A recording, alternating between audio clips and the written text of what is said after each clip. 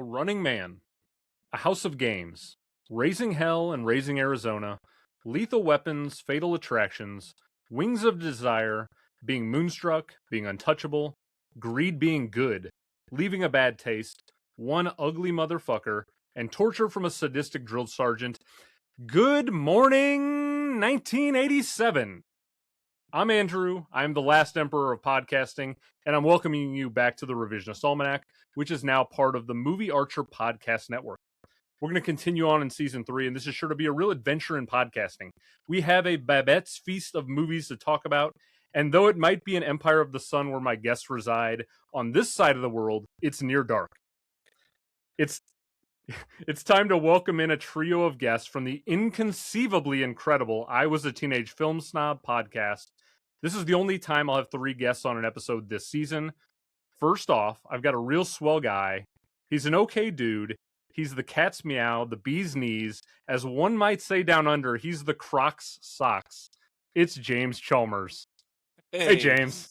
Hey, thank you. I like that intro, and it really it answered a question that the 3 of us had before the show, which was like, "Can we curse?" And you dropped you dropped an F-bomb straight away. So Maddie's like, "We can go ahead." So yeah, very excited to be here because I have not talked movies in a little while, so I've been kind of just muttering around in my cavern alone. So, yeah, your audience will know me as the guy with the really unpopular opinions, like Kingdom of the Crystal Skull being third in the franchise of Indiana Jones. So I'm preparing for some hate mail. Yes, you are a very welcome voice on the show. You've done just about every collab I think I've done over 2 years now. It's great having you here, and I'm so glad. I've been saving the Crocs socks. That was you came up with that term like a year ago, and I've had it saved on my. You did just randomly, and so I've been saving it for this moment.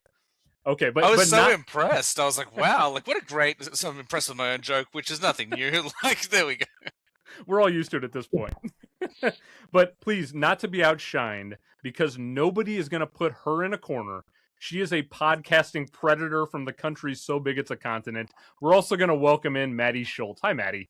Hi, darling. I'm honored for the invite, and I promise not to behave.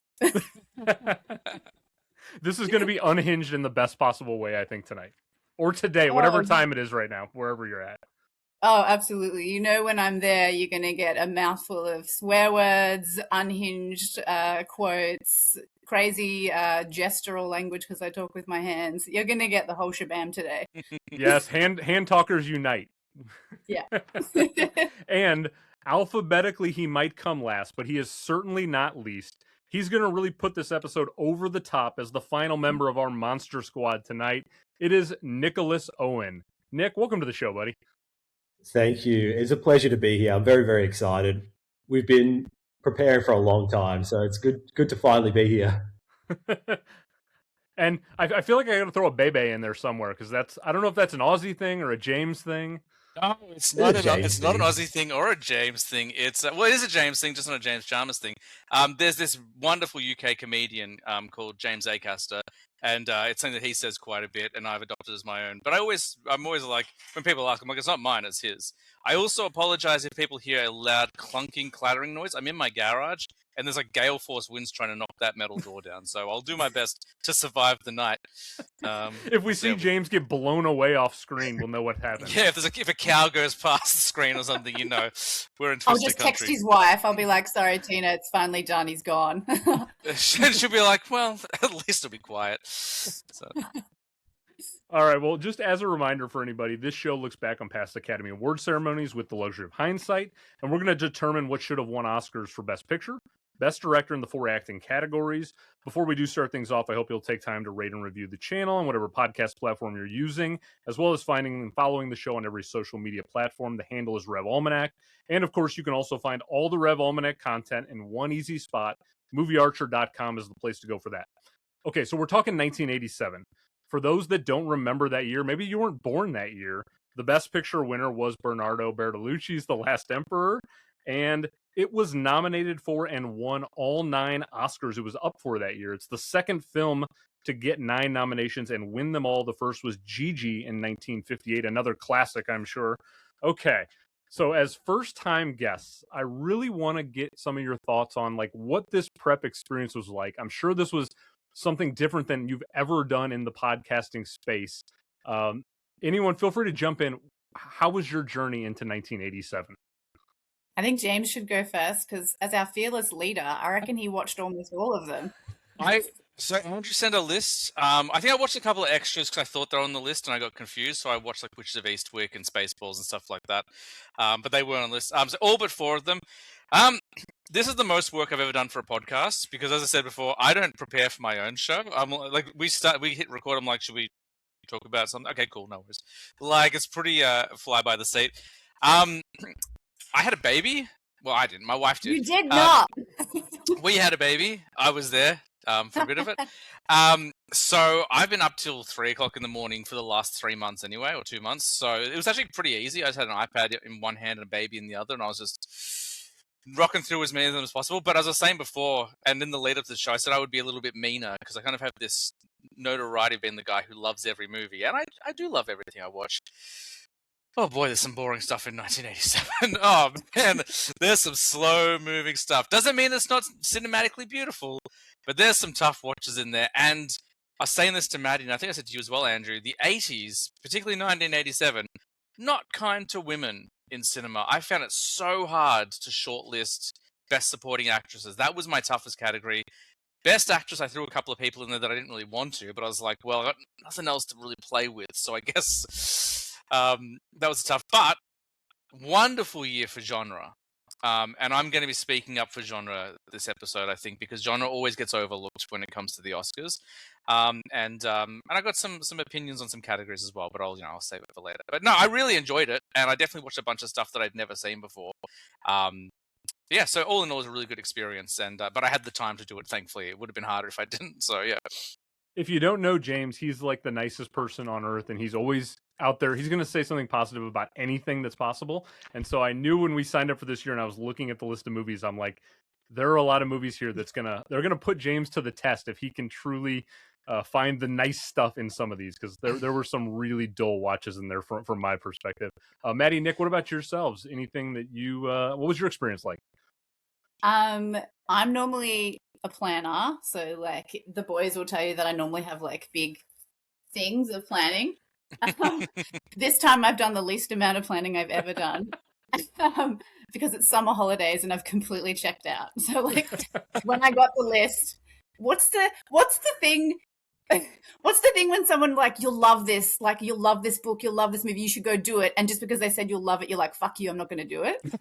I felt like that. I was like, shit, I need to do this, so I'm not going to do it. I ended up watching, I think I watched 12 films, 12 or 15, so like pat myself on the back. But I was totally just watching the films for the vibes. I was like, this one looks like a vibe. This one looks like a vibe. This one looks serious. I should probably do that. Like Last Emperor, I was like, okay, let's do that one because it got some good, nominations everywhere across the board. So I think I was my typical chaotic self of just, I'll do some homework, I'll take it seriously, I'll do some vibes. Yeah. So I think I've done all right. I think we all got sidetracked because I watched Dirty Dancing for the first time and I was like, man, like Swayze is such a babe in that flick. And then I was like, so much so that the next day I ordered Roadhouse on Blu-ray, hadn't seen it in 20 years. And then we spent 3 days talking about Roadhouse instead of the movies we were supposed to watch. Yeah. And we were encouraging Swayze will do that to you. Yeah, we were encouraging Maddie. We're like, go check it out. It's so good. It's so good. It's like the RoboCop of Roadhouse films. I was like, they've gotten used to me every time we podcast. For some reason, I get sidetracked at some point. And I talk about a hottie of the week. And so, yeah, we got sidetracked real quick. And James is like, Swayze. And I'm like, I'm there. I'm way ahead of you. We know Swayze's a hottie. I'll tip my hand. Swayze being a hottie will come up for sure in at least one of my nominations at some point. Nick, what about yourself, though? Yeah, I think because it was not really a contemporary movie year, like I was born in 1989, so this is going back before me. There was a lot that I hadn't seen. And then I also found that the movies that I had seen wasn't particularly recently. So, I actually recently listened to your 2007 Oscars episode, and I thought, geez, half the films in this I could talk about without even rewatching because they're just in the zeitgeist. You're just always talking about like There Will Be Blood or something like that. Whereas I found that like I thought, oh yeah, I know Good Morning Vietnam, but then when I actually tried to come up with some thoughts about it, I was like, oh shit, I don't really remember much. So definitely good watching some new stuff and revisiting some old classics. Maybe in terms of themes, it definitely felt like there was a real cynicism going on at the time. There was like cynicism about capitalism. There was cynicism about the war. So there was a lot of like, I don't know, it was a lot of that kind of thing. And I can't wait till we get to the part about least favorite movies.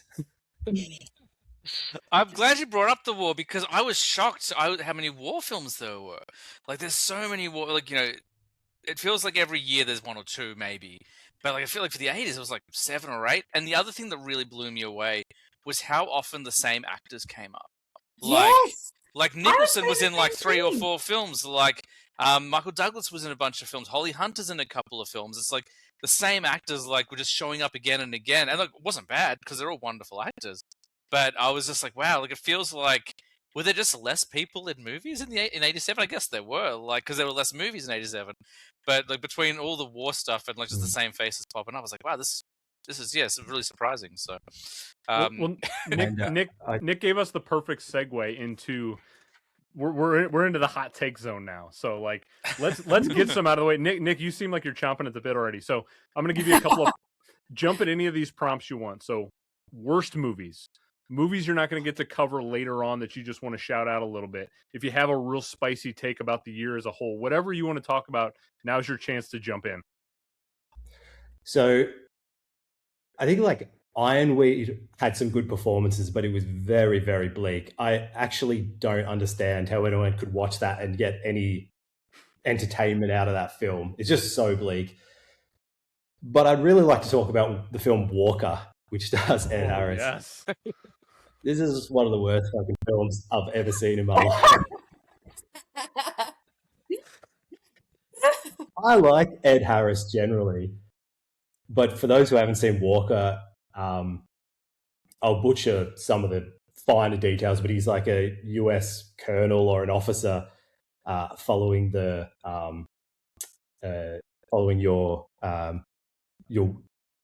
was it North versus South? I can't think of the phrase. Civil War. Civil War. Thank you. I was having a brain fart. And then he goes down to, I think, Paraguay to support a coup d'etat, ends up becoming the president of that country. And then I guess the last act is this bizarre battle where it's set in 1850, I should mention. Like there's a Time magazine cover, there's a helicopter rocks up and modern soldiers arrive, and it becomes this metaphor for, I guess, American interventionism in other countries.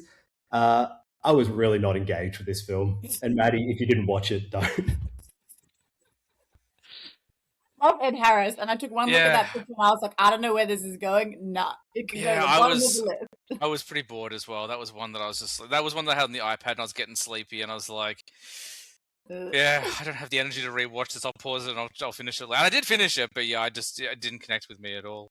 Have any of you seen any other Alex Cox films like Repo Man or anything? Repo Man, the one with Emilio Estevez, or the other Repo Man? There's two. Yep. Oh, yeah, I haven't seen it. I'm aware of it, but I haven't seen it. Okay, it's the same vibe. So if you don't like Walker, you're probably not going to like it because that's his like aesthetic. Is that very strange hybrid of like fiction and reality? Yeah. That's. I didn't think Walker was going to come off the board first for the one that gets slammed. I don't know if it's a hot take, but I really struggled. So the first time I watched Fatal Attraction a few years ago, it was on Nick's recommendation. I really dug it. Rewatching it this time, I was like, man, like, what was it in 1987? Like, you look at a woman looks at you, and that's like permission to cheat. Like, that's motivation. There were a couple of movies like that. Also, Moonstruck. I was like, what's going on? Like, they're both Best Picture nominations, and like, there's just the flimsiest plot. Like, just like do a little bit of extra work, like in which is the Jack Nicholson Meryl Streep one? Was that Ironweed? Ironweed. Like in that one, she's given here's a sentence I never thought I said. Meryl Streep gives a homeless dude a hand job in a car. Like that happens in that movie. Give me some build up in their relationship. Like, I don't know, like Fatal Attraction and Moonstruck. There's some good performances in there, but I don't know whether either of them would be. I don't know. They just didn't feel like best picture category for me at all. I just felt like the plots were fairly flimsy at times. Yeah. I think I got 25 minutes into Tin Man and then had to turn it off. I was like, these men are icky. I don't like them. I don't like the spitefulness. I don't like that every scene is just them being like shitty. Like, I don't know. I think I have an old family. I'm not even going to say family friend. I have an old family connection that is very similar to Danny DeVito's character, but only when he's like being gross and slimy and I didn't even finish it. I was like, I'm done. I think I see where this is headed. It's only going to get worse. They're only going to get like more spiteful with each other. There's only going to be more property damage. I was like, I don't need to see the rest. And I didn't feel like either of them would ever learn a lesson by the end of the film, which would have made me feel better. So I was like, nah, I'm going to pretend that I didn't even start this film. Andrew, confession, none of us watched the movies. Like, as you can hear, we turned them all off. I wish I could have turned some of them off because so my kind of takeaway from this is just the 80s as a whole. I kind of blanket that decade. 80s movies rock, except 80s Oscars movies are terrible. Yeah.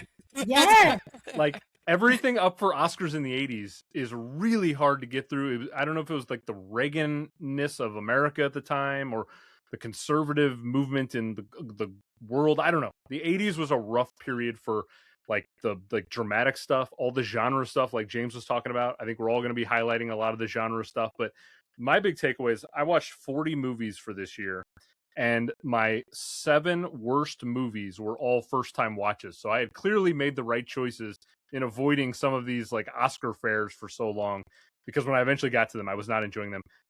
Ironweed was by far my least favorite watch of the entire thing. Nick, we're on board with that one. And then I also did not like, I don't know if any of you got to Woody Allen's Radio Days. I did watch that. Okay. I don't vibe with Woody Allen most of the time. I couldn't get into it. That was my first Woody Allen film I've ever seen. And I enjoyed certain like scenes, certain styles of scenes, mostly around the family.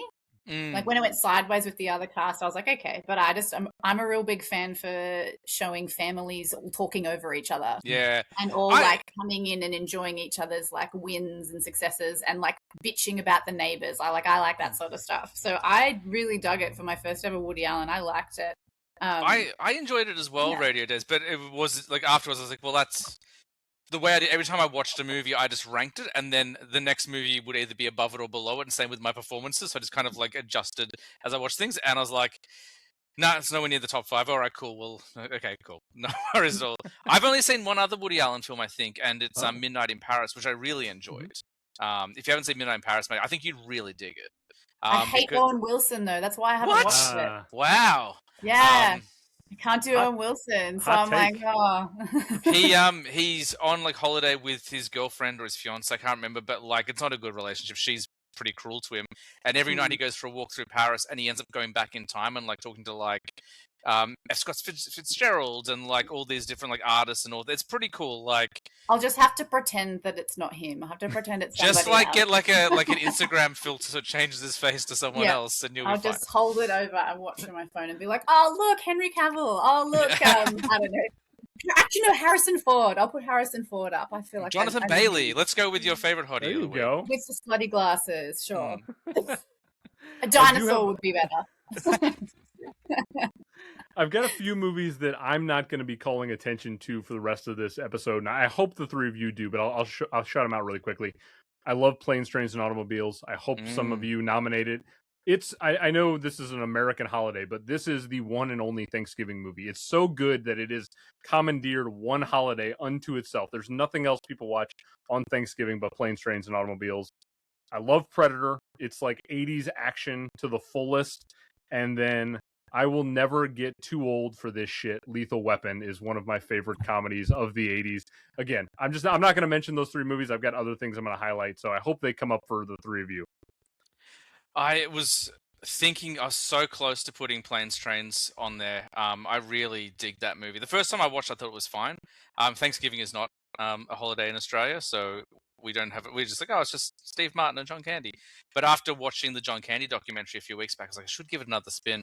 And I was very close to putting it on, but didn't quite make it. Same with Lethal Weapon, but Riggs did make an appearance on our Christmas episode. But I was being particularly unhinged. So I'm not going to say how. If you're listening to this episode and you want to know how Riggs made it onto a Christmas episode, you'll have to listen to I Was a Teenage Film Snob. Yeah. There you go. That's the ad I never gave you. It's actually a miracle you got all three of us here because we couldn't even get an ad for you. But there you go. I forgot about that, James. Okay, well, before we get into the categories, I do want to take a moment to do a special category, and I don't know if any of you have nominated something. It's called the Gorham Award, and it's for egregious oversight. So if there are any categories beyond the 6 that we're going to cover on this episode that you think whatever one should not have won and something else should have won in its place, you can nominate that instead, and we'll put it up to an online vote. We'll let fans decide what they think should have won. I have something I'm going to nominate, and then I'll turn it over to the three of you to throw it out there if you have something. I'm going to take my shot at Best Original Score. So the actual winner that year was The Last Emperor. I love David Byrne, who's from Talking Heads. He did the score for that. It's not my favorite score that year. I'm going to give my win to Ennio Morricone for The Untouchables, which I think is a phenomenal score. And for people who don't know, Morricone didn't win an Oscar until 2015 for The Hateful Eight, which is not even close to his, right? Like the good, the bad, and the ugly. This man is a legend, and he doesn't win an Oscar until 2015. So I'm going to put up The Untouchables against The Last Emperor for best score. I think that should have won that year, and Morricone should have gotten an Oscar much earlier. So that's my pick. Do any of you have Gorham Award nominations you want to throw out? I do. Maddie. Well, because we're not talking about costume design, but I'm very visual. So I was like, hello, was it Armani in The Untouchables? For all the beautiful suits? Yes. They were incredible. Every man in that fucking picture looked smashing. Every single man, every single hat, every single spat, every single shoe. Every time someone got out of like a gorgeous old car, they looked amazing. Every time, like, I've never seen people look so good in a police station in my bloody life. Like, I don't care how old like Sean Connery gets. Put him in a good suit, and I was like, this man's gorgeous. And he did. Like, costume design, I'm sorry, all those suits were glorious. They should have won. All right, that's 2 for 2 for The Untouchables. Yes. I didn't prepare something, but just as you said, I was like, actually, I do have a take. So this is literally on the fly. I'm also going to go with score, and I'm going to the world of genre, and I'm throwing in RoboCop. I think RoboCop has one of the best theme songs. Just that theme alone of him driving around Detroit is untouchable. It should be on the same level as Back to the Future. It should be on the same level as Raiders Lost Ark. It is so iconic. It feels like justice. You know, it feels like the police force. It feels heroic, but it also has this darkness to it because you know, like, how terrible it's gotten in Detroit. So I'm going to throw that score out there. It might not win, but I think it definitely deserves some flowers. And RoboCop might get some more flowers later. We'll see. Well, damn it, James, that you've undercut my Untouchables there, and so I'm hoping you don't steal my win in original score. We're gonna have to do a little battle, you and I. Sorry about that. That's okay. That's the first time that's happened on a Gorham Award where two of us have come to one category. I like that. Okay, Nick, you have something as well? I do, yeah. My egregious oversight is that I think Broadcast News should have won Best Original Screenplay over, I think, did Moonstruck win that one? I think, if I recall. It's here. Yeah, it was Moonstruck. You're right. Yeah. Yep. Anyway, and that's purely because I think the themes of that movie were really like predictive and prescient and like are still relevant today. And that's like style over substance in news and in presenting and what's true, what's worth putting out there. And I think Moonstruck, the themes of that are pretty well rooted in 1987. I don't, as James was saying before, so some of the parts aren't overly, or some of the dialogue isn't overly flattering to women. So that's my one. All right, let's see if that's a little window into any of our picks potentially. Those could be a little spoilers there. So in original score, you're going to have three options. You can go with The Last Emperor, Untouchables, or RoboCop. In costume design, you've got Last Emperor and The Untouchables. And then you have original screenplay. You've got Moonstruck and Broadcast News. So we got 3 different votes coming to you in the Gorham Awards. I'm hoping we get some wins there to kind of shift what actually won with what we think should have won. Okay, before we get into the actual categories, though, I do want to mention, if James, Maddie, Nick, and myself all agree with what actually won in a category, it will get automatic entry in. The odds of that happening, I have to think, are probably like 0.01% chance. Yeah, it's not going to happen, babe. Unhinged, baby. Good luck. It's not Yeah. going to happen. Wild card picks. I'm here for the vibes. It's not happening. And to make things a little crazier, not only is there the chance for an automatic entry, which is probably not happening, because I have 3 guests, I'm bringing back the infamous rule, which is because you can only have 4 things on an online vote, there's the chance that we might come to a category and have 5 different unique things at a category. And so if we finish a round and we have come up with 4 different things amongst us than what actually won, that winner immediately goes away. It's not even going to get to compete in an online vote, and our 4 picks will. So an extra little bit of wild card there. All right, you guys ready for the categories? Oh, yeah. Let's do it. Let's ruin this podcast's reputation. I don't feel very good about 87 Oscar winner chances, but we'll find out. All right, we're going to start in Best Supporting Actress here. So the actual nominees in 1987 were Anne Archer for Fatal Attraction, Norma Aleandro for Gabby, A True Story, Anne Ramsey for Throw Mama from the Train, Anne Southern from The Whales of August, and taking the prize was Olympia Dukakis for Moonstruck. I'll go ahead and I'll start things off just to set the tempo, let you guys all get comfortable before you have to jump in. So before I get to my 5, I'll give a quick shout out to an honorable mention. And that would be Anne Archer as Beth in Fatal Attraction. I think she's really good. She just kind of gets sidelined a little bit. Like Michael Douglas and Glenn Close get the majority of the screen time there. But I definitely want to shout out Anne Archer for what she does. Okay, so here are the 5 women I have in 1987 in supporting actress. I've got Lisa Bonet as Epiphany Proudfoot in the film Angel Heart. She's fantastic in that movie. I've got Olympia Dukakis as Rose in Moonstruck, the actual winner that year in my 5. I've got Melinda Kinnaman, who plays Saga in a film called My Life as a Dog. This was a first-time watch for me. She's phenomenal in that movie. I've got Anne Ramsey as Mama from Throw Mama from the Train. And my 5th nominee is going to go to Solveig Dumartin as Marion in the film Wings of Desire. Okay. I did not like this category at all. James, you tipped us off earlier. I feel like a broken record saying this. The 80s, the 70s, they just didn't give women the parts, the opportunities to like showcase themselves. And because of that, these female categories are just pretty threadbare because the women were just not treated as respectfully as they are now. Like, fortunately, in 2025, 2026, the categories I'm most excited for are the Best Actress and Best Supporting Actress categories. There's just so many opportunities for women nowadays, and so it's like such a stark contrast to go back in time and see them. So I feel bad that I don't have more women I want to celebrate here, but I'm going to give my win to the person that captivated me the most, and that's Solveig Dumartin as Marion in the film Wings of Desire. So she basically plays a trapeze artist that an angel falls in love with her and decides to give up his immortality to spend life with her. And I just thought she's such a captivating on-screen figure that it's believable that an angel would give up their eternity for the opportunity to spend life with her. And I just thought she was fantastic in that film. I had not seen Wings of Desire before. I now love that movie primarily because of what Dumartin does. So she's going to get my win there. Wings of Desire, Solveig Dumartin. Okay, James, let's go over to you now.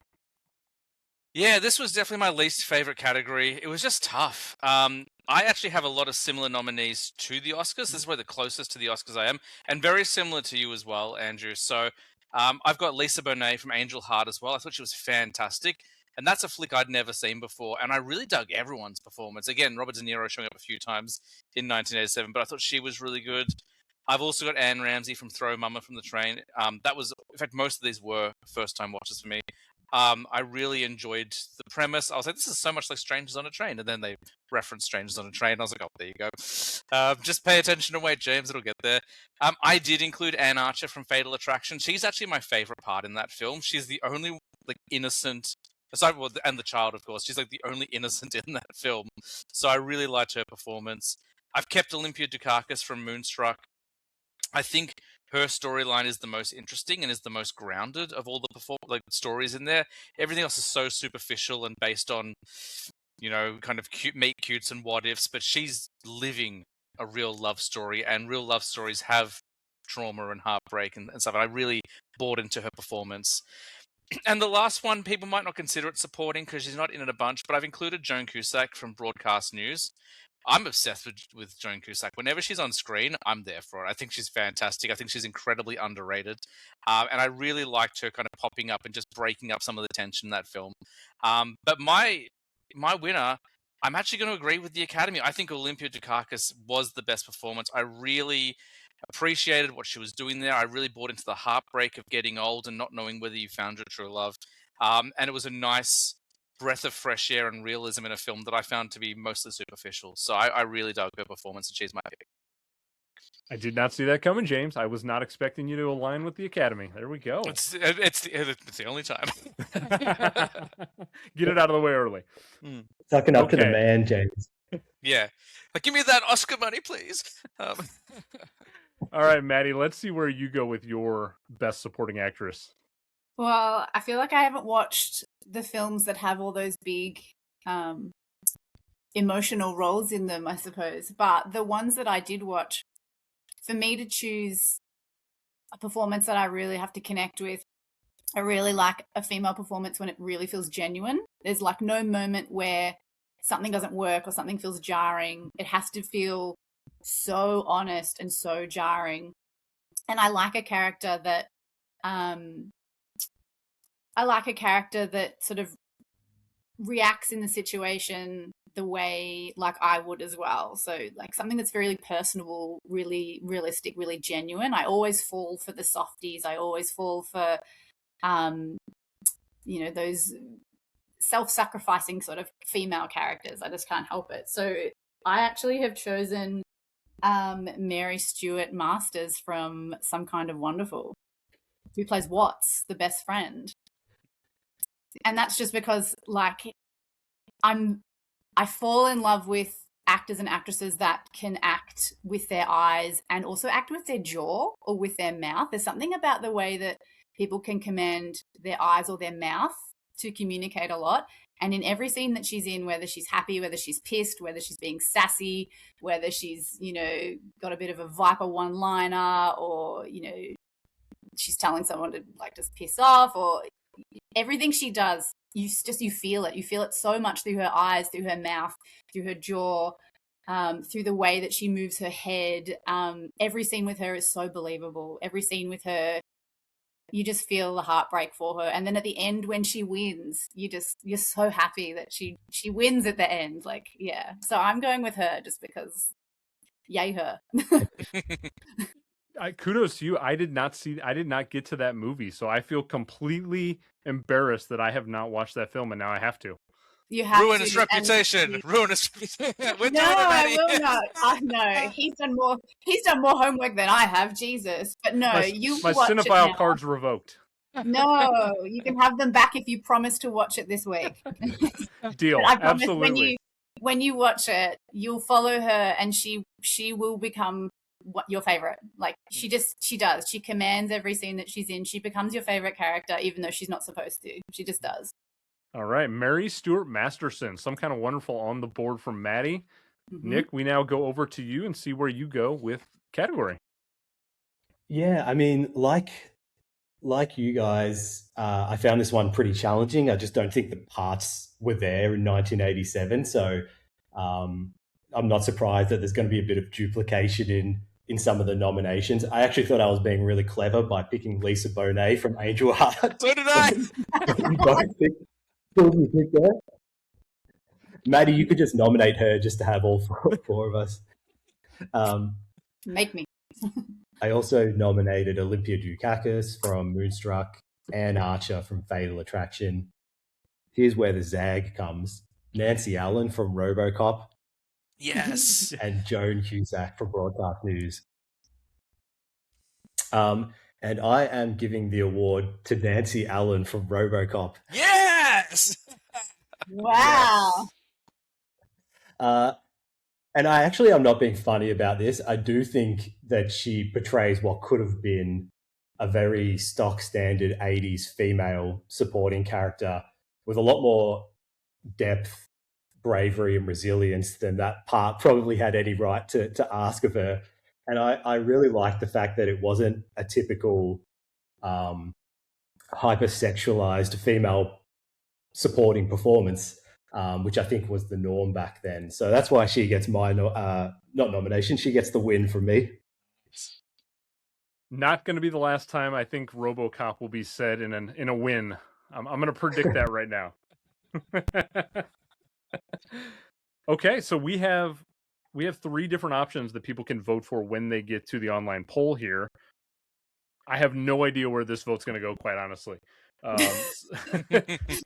You could side with me. I've got Solveig DeMartin in Wings of Desire. You can side with James and the Academy, aligning for the one and only time, Olympia Dukakis in Moonstruck. You can side with Maddie and Mary Stuart Masterson, Some Kind of Wonderful. Now I have that to watch before this vote goes up. And then you can side with Nick. He's got Nancy Allen in RoboCop. Okay. That's Best Supporting Actress. All right. No surprise, Best Supporting Actor is a much deeper field. I imagine we'll have a little more fun with this category just because the guys got way more time to shine, unfortunately, this year. Okay. Here were the gentlemen actually nominated in 1987 for the Best Supporting Actor category. So you've got Albert Brooks in Broadcast News, Denzel Washington in Cry Freedom, Vincent Gardenia in Moonstruck, Morgan Freeman in Street Smart, and the Oscar went to Sean Connery for his performance in The Untouchables. And to my surprise, Sean Connery was the first Scottish actor to win an Oscar. Kind of crazy. Okay, James, you're going to start us off on this round. Nice one. I knew pretty confidently before I even started watching films who my best supporting actor was going to be. I had a pretty strong opinion, and I can tell you right now, without spoiling it, it didn't change. So my nominations are Vincent D'Onofrio for Full Metal Jacket. The fact that Full Metal Jacket is largely ignored in 1987 is bonkers to me. I actually think it's one of Kubrick's best films. It's one of his most topical, and I think it's relevant today still. The fact that it got pretty much nothing, is shocking to me. I've got Sean Connery in Untouchables. I think for obvious reasons. He's a charming Scotsman. He does very well. And he looks dapper, as Maddie said. Ali Ermey also for Full Metal Jacket. Some might argue that's not really a performance. That's just him. But it's still incredible and very, very memorable. I'm throwing Mandy Patinkin from The Princess Bride. We don't get enough attention to comedy. We don't get enough attention to genre, as I said before. And tell me a single person who was an 80s or 90s kid that doesn't know the phrase, "My name is Inigo Montoya, you killed my father, prepare to die." Like, that is so iconic. And it's heartbreaking and beautiful. And his story arc is so wonderful. And his performance is incredible. And then finally, I did agree with the Academy with the nomination. I've also thrown Denzel in Cry Freedom. Cry Freedom was a film I was not looking forward to. I knew nothing about it. It sounded dry. It was 2 hours and 40 minutes. And I was impressed how quickly it moved and how great he is. But my pick for Best Supporting Actor, he's only in the flick for like 40 minutes, but it's so iconic and memorable. He should have been nominated. He should have won. It's Vincent D'Onofrio, Full Metal Jacket, my favorite performance for the year. Hard to argue with that one. Yeah, he's Private Pile is all of us. We're all Private Pile in a way.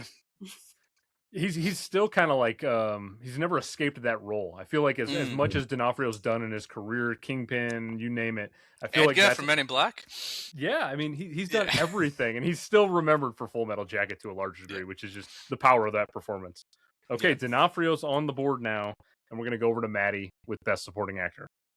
Well, I've picked a different private. I've picked Private Garlic, Forrest Whitaker from Good Morning Vietnam. Oh, Nick, you look happy. Well done. Nick looks Good happy. pick. So much respect for you right now, Maddie. Oh, thanks, because I didn't have it before. No, you know I love a softie, and you know I'm very into how actors move and use bodies and idiosyncrasies and small little things that add to their performance. I loved his posturing. I love how he stoops and he hunches. I love his walk down the hallway. I love his giggle, how he giggles all the time. I love the way he uses his gaze, his chin, his physical comedy and like presence in a room. I love his delivery of his lines. I loved him stepping into his own. I loved the sounding board he was against Robin Williams. To be in a scene with Robin Williams and to not be lost, to not be swallowed, to not be insignificant. Dude probably had a really great time. And I'm choosing Forrest Whitaker. That's a great point. I didn't really think about like how hard it is to be in a scene with Robin Williams and not just like become wallpaper. And yes, not follow his lead and end up sort of mirroring what he's doing too much. To stay your own and to stay your own performance next to him in a space, that's got to take some balls. Yeah, and I mean, really with Whitaker, he's a chameleon. I feel like I've seen him do so many different roles, and he never feels like, unlike D'Onofrio, where it feels like he's sort of unable to escape certain iconic roles. Feels like Forrest Whitaker can kind of dip into any genre, any place, and it doesn't feel too big for him. Awesome pick right there. Good Morning Vietnam. I love that movie so much. I will be talking about that movie as well shortly. Okay, let's go over to you now, Nick.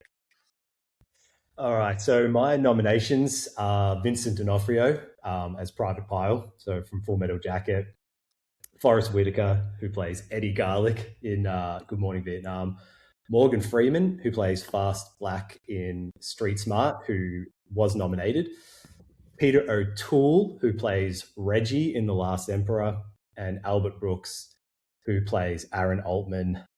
Such a wonderful, neurotic and anxious performance. But I'm giving the win to Morgan Freeman in Street Smart.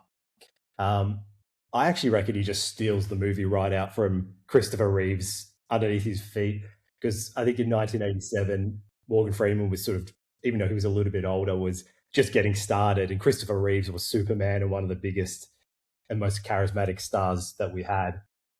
But Morgan Freeman in this movie, he really straddles the line between being really charming and then he'll switch and be really menacing and frightening, and he turns on a dime. And it definitely feels like one of those lead performances that's wrapped up in a supporting performance and was just about to like launch the next 40 years where he was just like nothing but net kind of thing. So yeah, I'm giving it to Morgan Freeman. I found that movie really icky. That was a really gross film to me. I don't know if you watched it, Maddie, but if you didn't, don't. It's not nice. I love it. I always expect you guys to be like, don't, no, not for you. But it's very gritty. Yeah, I am impressed though that Cannon Films got nominated for a picture. Like, because Cannon, for those who don't know, were like making all those B-grade sequels. Like, they didn't make Superman 2, they made Superman 4. Like, you know, they're involved in all like the terrible sequels. There's a wonderful documentary about them. But so yeah, props to the brothers at Cannon for getting that done. So now, Nick, I can't help but notice you don't have Sean Connery in your 5. Was he close, or Sorry, do you not care for that?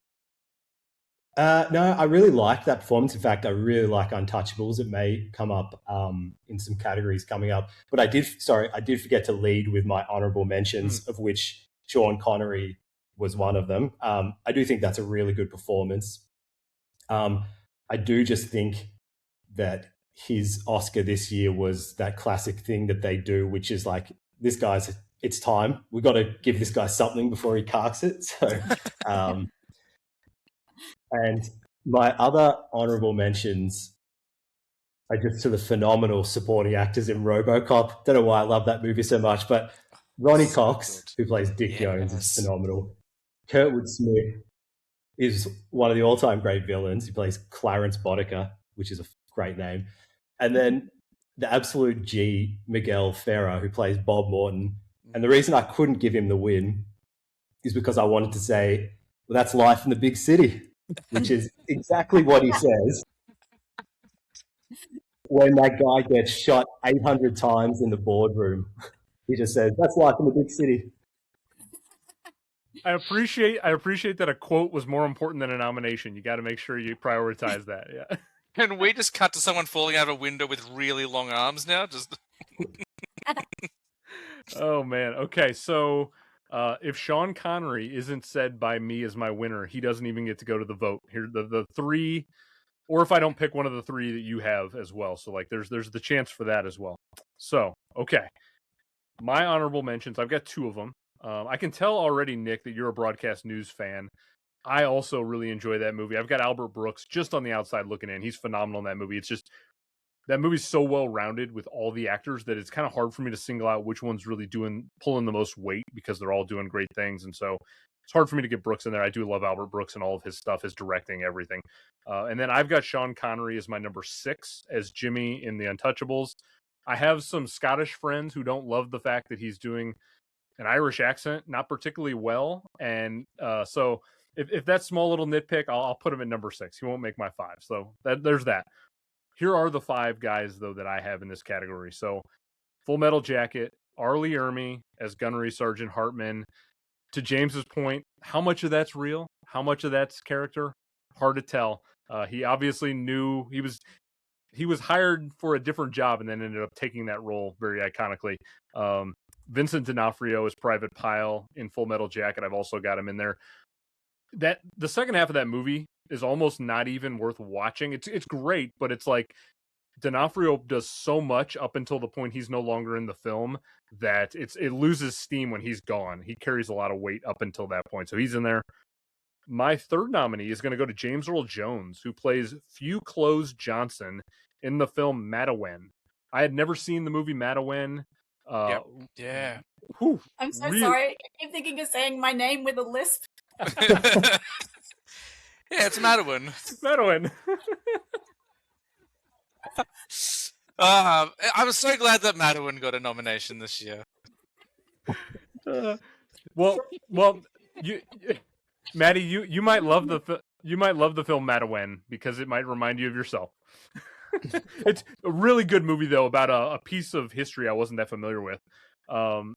At number 4, I've got Robert De Niro as Al Capone in The Untouchables. Yeah. It's a showy performance, and he's not in it a ton, but he's like very memorable playing that role. And then I'm going to do some category manipulation here for the first time. Okay, I know he won Best Actor for Wall Street. Michael Douglas, to me, is the supporting actor in that film. I think Charlie Sheen is the lead. Okay, I know it's a hot take to some, but I think Charlie Sheen is the focal point. He's the POV. I understand that Michael Douglas is the showier performance. He's getting into my nominations, but he's a supporting actor for me in that film. So that's what I've done there. But at the end of the day, it came down to the 2 Full Metal Jacket guys, and it was really hard to separate the two. It might be who he is in real life, but I'm going Arlie Ermy. He, like D'Onofrio, he has not been able to live down that role. Like, he played it in Toy Story. He's basically played that role his whole career. I get terrified watching that movie because it's so believable what he's doing to those people in that film. He's remarkable. So I'm going Arlie Ermy.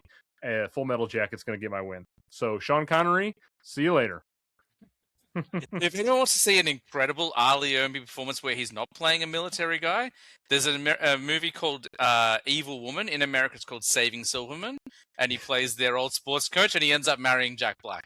So I would recommend that performance because that's brilliant. Oh my God, I'm a Saving Silverman fan. Neil Diamond. Love that movie. Oh, it's so good. It's on my shelf back there. Love it. I forgot all about him in that film, though. That's a great reminder. Yeah. He's great. Okay. He's also good in the Texas Chainsaw Massacre. He was in that remake. He's good. Yeah, he's great. Yeah, he's excellent. Okay, so 4 options in this category. Sean Connery, apologies, you've won an Oscar. You're not going to win a Rev Almanac Oscar on this one. Okay, you can side with James, who has Vincent D'Onofrio in Full Metal Jacket. You can side with me. I have Arlie Ermy in Full Metal Jacket. You can go with Maddie, who has Forrest Whitaker in Good Morning Vietnam. Or you can side with Nick, who has Morgan Freeman and Street Smart. A lot of heavyweight actors in that category. It should be a fun vote. I feel like James and I might split the Full Metal vote, but we'll find out. Full Metal Jack's got a 50% chance of picking up some tin. I don't mind. As long as that film finally gets some acknowledgements, I'm cool with it. It is mind-blowing that it was not respected in 1987. Shocking. Of all the war films, that's the one that got ignored. And it came at a point where like Kubrick's body of work was already so established, and he was such an industry standard. It's like, how do you overlook that? I have no idea. Yeah. Okay, let's now jump over to the Best Actress category. So in 1987, the nominees that we had were Sally Kirkland in Anna, Holly Hunter in Broadcast News, Glenn Close in Fatal Attraction, Meryl Streep in Ironweed, and the night's queen of the category was Cher in the film Moonstruck. Now, Maddie, you're our Best Actress here on this episode, so why don't you start us off? That's really mean because I couldn't pick one. Like, I feel like the films that I watched probably should not be up there. Like, Ruin the podcast, ruin. Yeah, seriously. I sort of kept looking through the list being like, I really need to watch one of these ones so that I can have a Best Actress pick. I will admit, and I will defend Moonstruck against you, James, because it was a staple in my house growing up as a kid. So I didn't say it's not a good film. I just don't know whether it was an Oscar film. That's all I said. Oh, yeah, who knows? But I'm just going to pick Cher just because. I haven't listened to every episode of the podcast, but I'm making a prediction. This has never happened before. I'm just gonna, I'm gonna pick Cher because I still did actually dig her performance. I didn't think she gave a bad performance. I don't think she gave a performance that should eliminate her from the nominations. And because I haven't seen the other nominations, I'm just going to pick her because I think she commands the screen. She commands your attention. She's got the most beautiful face you've ever seen. She has this sort of raw vulnerability about her when she has those really serious or tender scenes. You do feel that, and she does do that well. And I like that she nestled and fit in with that style of film. It felt kind of more like it suited the stage almost. It felt like it should have been on the stage a bit, just with sort of the slight weird, wild silliness of it all, you know. And I think I'm just going to pick Cher and be happy with it. Well, James, I would like to confirm. I made a point with season 3. I wanted this to be a vibes season. Yeah, I knew who I was getting on the show with guest spots. So like, I knew this was going to be chaos. I was hoping for it. I feel like we so far have delivered. I told you I wouldn't behave. Okay, and I told you Unhinged Maddie is the best version of Maddie. So yeah. With low on sleep, I hear too. So we're really getting tired. Unhinged Maddie. Oh yeah. Maddie, I have a newborn. I slept 10 hours last night. Yeah, all right. Do you want to come over and just slap me in the face while you're on it? Fair enough. I only had 2 hours the night before, if that helps. Yeah, good. That helps. Okay. And tell me you're also sick and broke. Well, I'm hungry because I'm. You know what? I don't need to go into my caloric deficit right now, but I'm trying to be better. Me later. Yeah. It is lunchtime in Australia right now. I do apologize for catching you. Oh, it's got nothing to do with that. I'm just eating less anyway. We'll just eat all the time. I got a little too tubby, guys. I got a little bit too tubby, so we're just trying to slim down a bit. Okay, so Cher is on the board with Moonstruck. Maddie, I love that. Hey, she's the Oscar winner. She deserves her spot there. Okay, Nick, it's going to go over to you now for Best Actress. Okay, so I'll just throw out a couple of noteworthy performances before getting to the nominees. I, of course, love Jennifer Grey in Dirty Dancing, iconic. And also the meme of her yelling, "You're wild," is like very near and dear to my heart. Also, I'm not 100% sure I've got the category right here, but I want to give a shout out to Holly Hunter in Raising Arizona. I hope that's considered a lead and not supporting, but I just love Holly Hunter. She's great. And then Robin Wright in The Princess Bride. All right, nominees. Of course, Holly Hunter again in Broadcast News. I think, James, you said, but there are a lot of people just smashing out films in this era. There's so many double ups. Glenn Close in Fatal Attraction.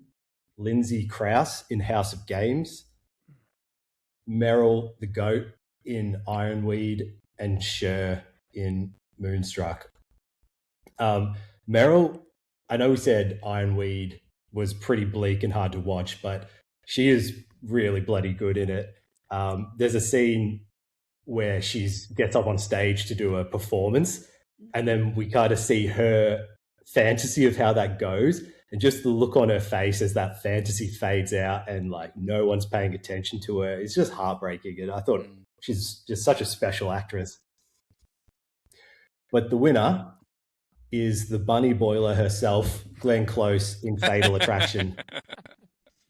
I reckon this is a masterclass in fearless acting. She's not particularly concerned with being like charismatic or likable. And even there's so much depth there that even to the point where she's doing some truly awful things in this movie, she displays enough depth that you still feel sorry for her, and you still feel that she's been cast aside and abandoned and disrespected in such a way that like you still feel sorry for her. I think she just commands the screen, and yeah, I think it's one of those performances that like when you say Glenn Close in Fatal Attraction, like people just still know what that represents and what that means sort of nearly 40 years later. So she's my winner. Mm. All right, so Glenn Close, awesome pick there. I'll go to mine, and then James, you're going to finish off this category for us. Sounds good. Okay, apologies. It's a weak category, not a lot to choose from here. There were only 6 that were really in contention for me. So my number 6, my honorable mention is Jennifer Grey in Dirty Dancing. Nick, same as you. She's awesome in that movie. It's an iconic role. She's just great in the film. The 5 women that I have, though, I've got Stéphane Oudron, who plays the lead character Babette in Babette's Feast. It's not my favorite movie. Certainly not my favorite movie about cooking, but she's really good in the film. She's basically she carries that whole thing. Okay, I've got Holly Hunter as Jane in Broadcast News.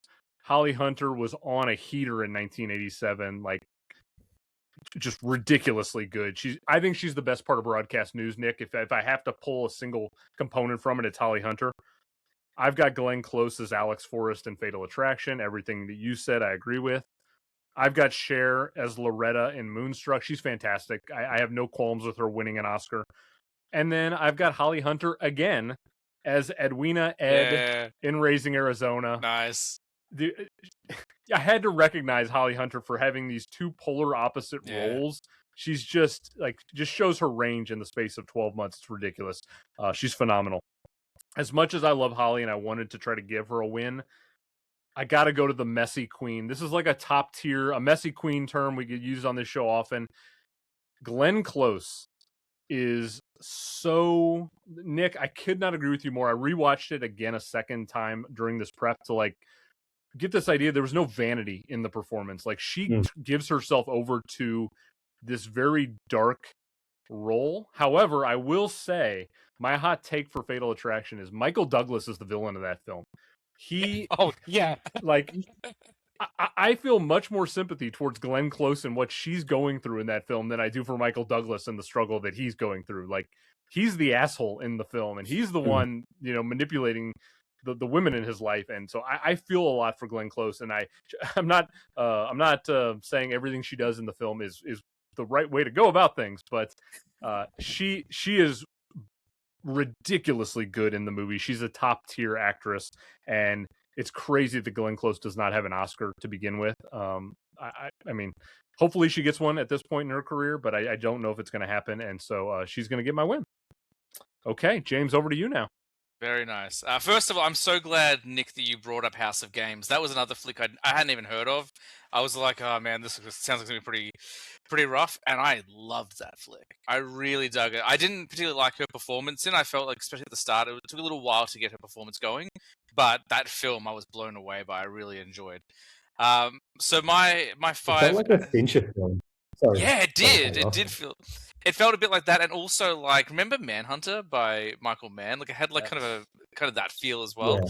Yeah. I quote that movie at Nick as if he doesn't know. He's the one who recommended it to me. Just stealing all the credit. My nominees for Best Actress. In 5th place, Meryl Streep. Nick, you stole my thunder. Everything you talked about in that scene was the reason I nominated her. And having seen as many films as I've seen, I should have seen that coming, and I was floored by it. I was like, what do you mean it's not real? Jennifer Grey in Dirty Dancing is getting a nod for me. That was my first time watching Dirty Dancing. I'd only ever seen her as like Ferris's sister in Ferris Bueller, so it was nice to see her in a leading role and doing a lot more, and I loved her in it. Like, I think she was like in her mid to late 20s at the time, but she played like kind of young, carefree teenager, like falling in love with like I loved it. I really dug her performance. As we said before, it made me want to go and watch Roadhouse, even though she's not in it. Glenn Close for Fatal Attraction. I might not like. Go on, do it. Interrupt me. I was going to say you need to watch Red Dawn because they've got Swayze and Jennifer Grey in it again together. That's before they did Dirty Dancing. Okay. And they're very different roles. On my list for sure. Yes. Glenn Close for Fatal Attraction. I might not particularly like the film. I do think her performance is very here or there. I think she just really plays the two extremes. But I also, what you said, Nick and Andrew, I do agree with. I have given a nod to Cher in Moonstruck. I actually think her better performance that year was Witches of Eastwick. I think I enjoyed her more in that, but it's not a leading role. So I've given such a narrow category. And finally, Holly Hunter for Broadcast News. I agree, Andrew. What you said is what I was going to say. I do think she's the lightning rod of that film. I think she's both incredibly confident and bold and brilliant, but also expresses such wonderful vulnerability and like being kind of torn between these two men whilst being career focused. Holly Hunter, by the way, 2017 should have been nominated for The Big Sick. That's my big nod if we're looking into the future. My winner is Holly Hunter. I think she's brilliant. She captured my heart the moment she was on screen. Like, I didn't even know she was in it, and as soon as she was, I was like, "Oh my god, Holly Hunter's in this!" Yes, and she did not disappoint. I think she's fantastic. She's an absolute charm factory and really understated as a performer. We don't hear enough about how wonderful she is, so she gets my win. The Big Sick. I love The Big Sick. Her and Ray Romano are like such a wonderful pairing together. Yes. Oh man. Yeah, okay. So this is a really, I love these three options that people are going to get to choose from. These are three just legends of the screen on the female side of things. So you've got Cher that you can go with for Moonstruck. The Academy and Maddie both together have Cher. Nick and I have a line. We've both gone with Glenn Close in Fatal Attraction. And then James has Holly Hunter for one of her two iconic acting performances that year in Broadcast News. So tremendous options to choose from there. Awesome. Okay. Best actor. This is going to be a dogfight, I think, because there's a lot of good options here. We'll see where we go. Okay. The actual nominees in 1987 in the best actor category, you had William Hurt in Broadcast News. You had Marcello Mastroianni for Dark Eyes. You had Robin Williams in Good Morning Vietnam. You had Jack Nicholson in Ironweed. And the top dog was Michael Douglas for his role in Wall Street that year. Now, Michael Douglas also became the very first person to win an Oscar for both acting and producing because he was previously a producer on the film One Flew Over the Cuckoo's Nest in 1975. Nick, you're going to get to start us off. You're the best actor for us tonight, so why don't you give us your best acting? Sorry, James. Thank you, Andrew. Yeah, just a couple of people who didn't quite make my nominations. John Lone from The Last Emperor is just a powerhouse of performance. And actually, I'm going to relegate Michael Douglas out of the 5 for me for Wall Street. I think it's showy and it's good, but I think the people I've picked, maybe there's a little bit more depth to these characters. So anyway, we'll see how we go. So my nominations are William Hurt in Broadcast News. And I don't know if this is a particularly hot take, but I actually just think he's equally as good as Holly Hunter in that film. I think that the way that he balances charm and insecurity is actually just really phenomenal. And I kind of feel like his career petered out a little bit and we didn't get, like the 90s, maybe there wasn't as much from him. My next nominee is Christian Bale in Empire of the Sun, which I think is just a phenomenal performance from, 12 or 13 or something when they filmed that. It's really great. Robin Williams playing Adrian Cronauer in Good Morning Vietnam. I really love that he balances like that bombastic Robin Williams personality with some emotional depth as well. Kevin Costner in The Untouchables. I think that's a powerhouse leading man performance and is kind of like a sign of what we're going to get for the next 15 years from him. And then Richard E. Grant in With Nail and I. And the winner is Richard E. Grant playing With Nail. I actually think this is a really complex performance in what is essentially like a low budget indie comedy, a British comedy, because on the surface he's sort of mean and acerbic and sarcastic and cruel to eye, but underneath there's sort of a sadness and a despair of time passing and dreams fading. And I just want to give a particular shout out to that final scene when, if you're all familiar with the film, when I sort of decides he's ready to move on from this friendship and he gets offered this job and he's moving away. And then Withnail sort of realizes, well, shit, this is my only friend who I've pushed away.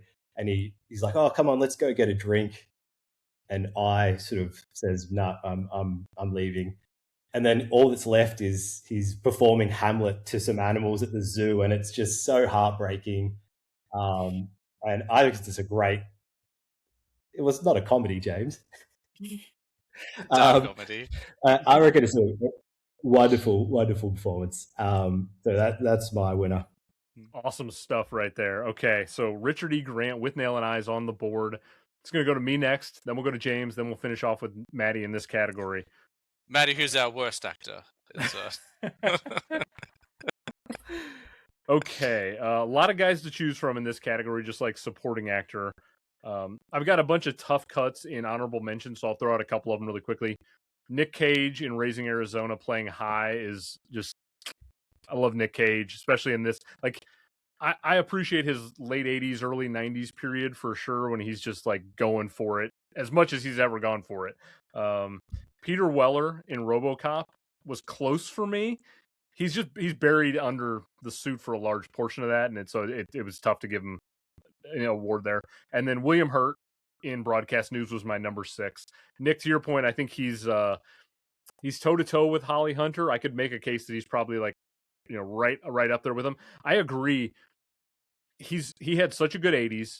He fell off the cliff in the 90s, and then he comes back in the 2000s with like A History of Violence, and he's got some performances that he picks back up.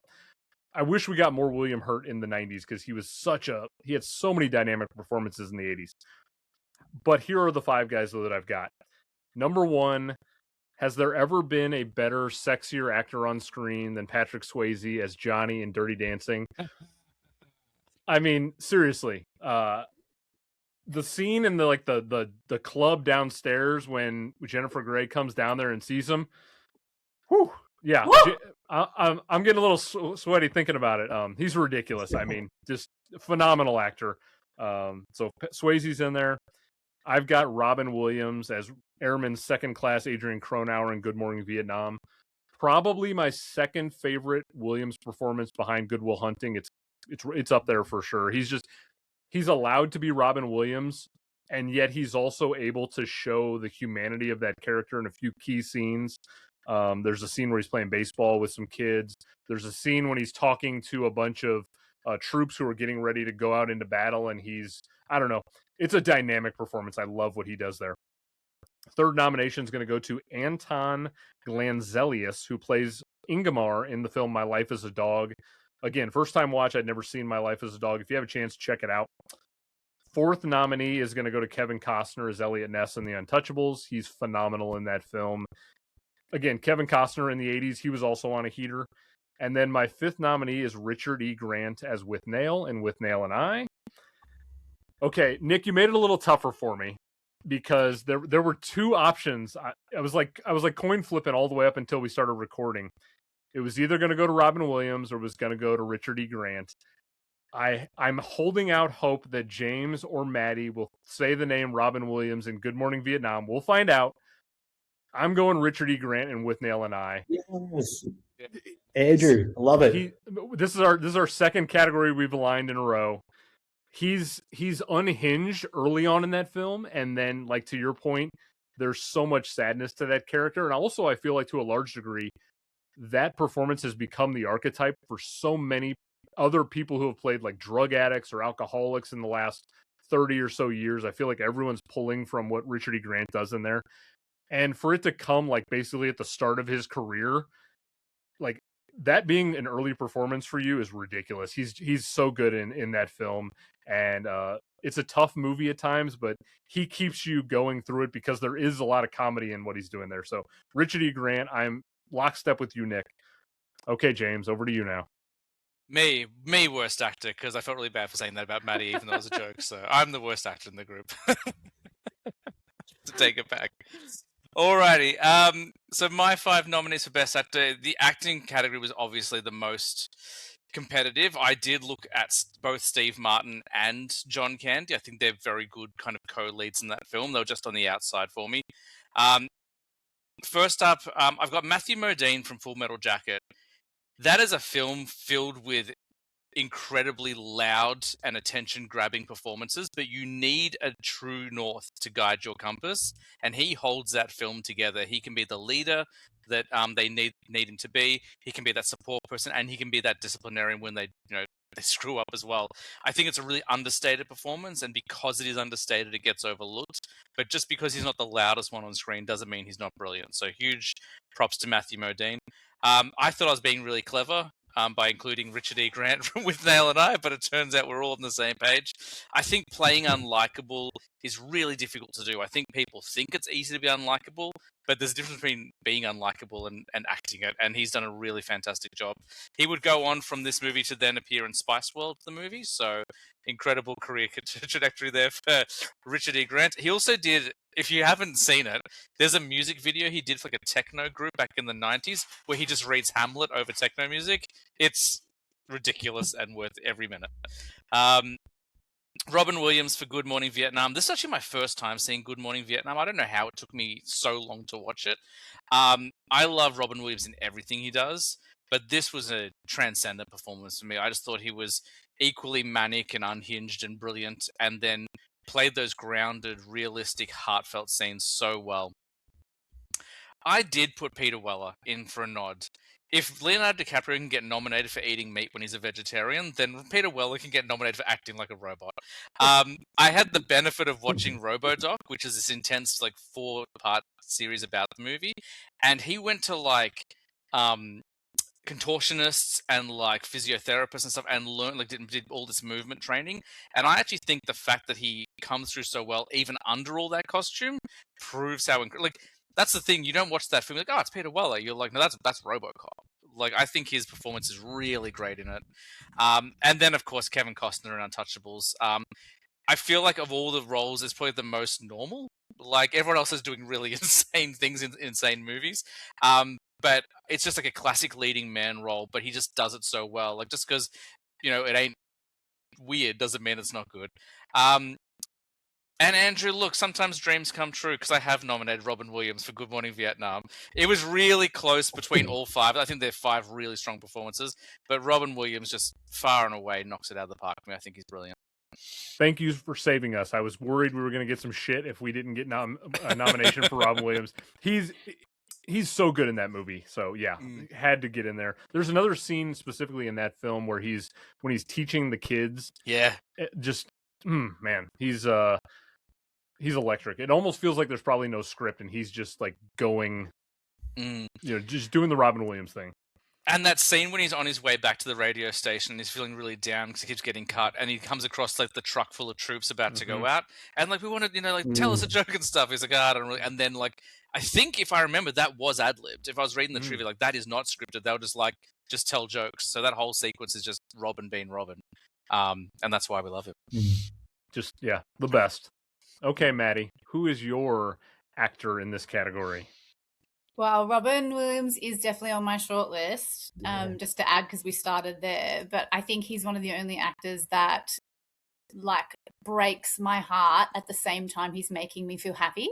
So, like, with that scene, or, like, I think there's another scene, Andrew, that you'll remember where I think he goes to their village and he visits the village and he's sitting around with just the family and we're not hearing the dialogue, we're just watching how he engages. There's no way they're acting. He's sitting there with these gorgeous people and these children, and like, so he absolutely uplifts, makes me feel so happy and so in love with him and so heartbroken at the same time. That he's definitely, he was on there. And then when I started to think about like what I really respect out of a leading actor, and that's where like I was like, oh, Robin's got a bit to go, and there's a few others that sort of nestled him around a bit. Again, I really respected Kevin Costner. I really loved his performance. I really love the way his sort of stoicism, if that's the word I'm thinking of, like when he's in a scene and he's standing and he's just looking and things like that, or when he's goes and confronts, is it De Niro in the stairwell, and they just absolutely just go at each other, and he's really, really he's a still commanding masculine presence, but you could see that there was more he could do, that was further he was going to go. But my award, I was gonna shit around and I was gonna do something silly. So this isn't for reals, but I was gonna do Kevin Peter Hall, who's the body inside of Predator. Because I was like, come on, the guy never gets any shout outs. He must have worked really hard. He must have been in that makeup chair for forever. He must have been in a hot fucking jungle in latex. Like, I was like, he deserves an award. But no, I am actually picking Christian Bale from Empire of the Sun. Oh, great pick. And I am picking him because how many films have we watched where there needs to be a kid in it that can hold our attention and we get bored? Or how many times is there a kid in it who's shitting us up the wall and really fucking annoying to watch?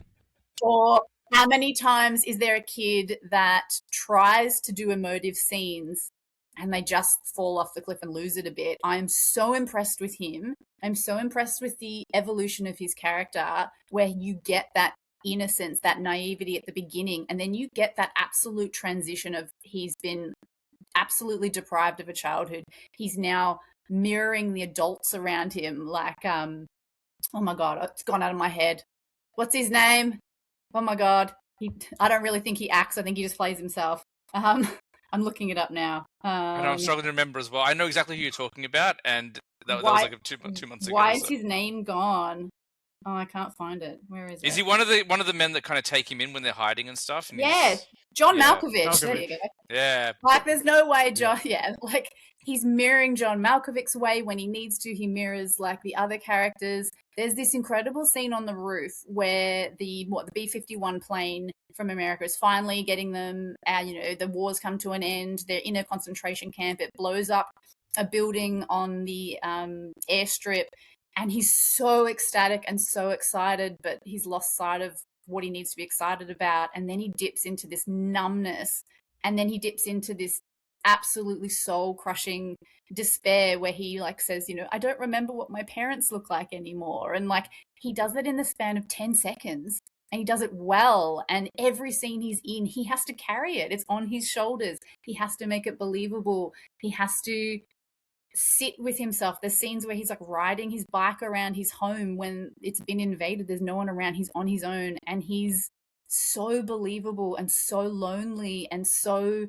still a child. He's not too old playing too young. I just think he did a phenomenal job for a kid to carry that film. That film would have flopped if he didn't do what he did. I just think he absolutely deserved a shout out for that. So he's my pick for sure.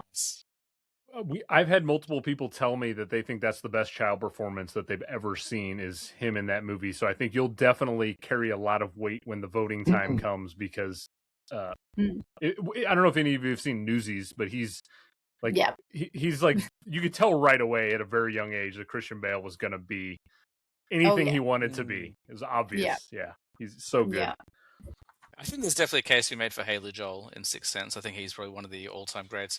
I was just looking up because I meant to address this before and I forgot, because we've talked about how terrible this year has been for women, like how poorly they're treated. In Untouchables, the wonderful Patricia Clarkson plays his wife. Do you know what his character's name is in that movie? It's Nessa's wife. She doesn't get a name. Oh, no! Oh, my God. I remember seeing that when I was looking it up like before. I'm like, I need to bring this up.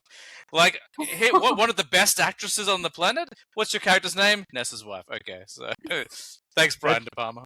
That speaks to the '80s right there. Just like, yeah, couldn't even name the woman in the Jesus. Yeah, you could just call her like Connie or something. Like, it didn't need to matter. Yeah. Like, just give her a name. It could, you know what? It could have been Vanessa. Like it did, Okay, so we have 4 different options when we get to the vote here for this one. So Michael Douglas will still be in play for Wall Street in this, even though I think we all agree that he's a supporting character in that film, even though he won for lead actor, right? Yeah, I think so. Yeah, I would agree. Okay, well, he's certainly got the opportunity to keep his Oscar. Or you can side with both Nick and myself. We've got Richard E. Grant in With Nail and I. You can side with James, who has Robin Williams in Good Morning Vietnam.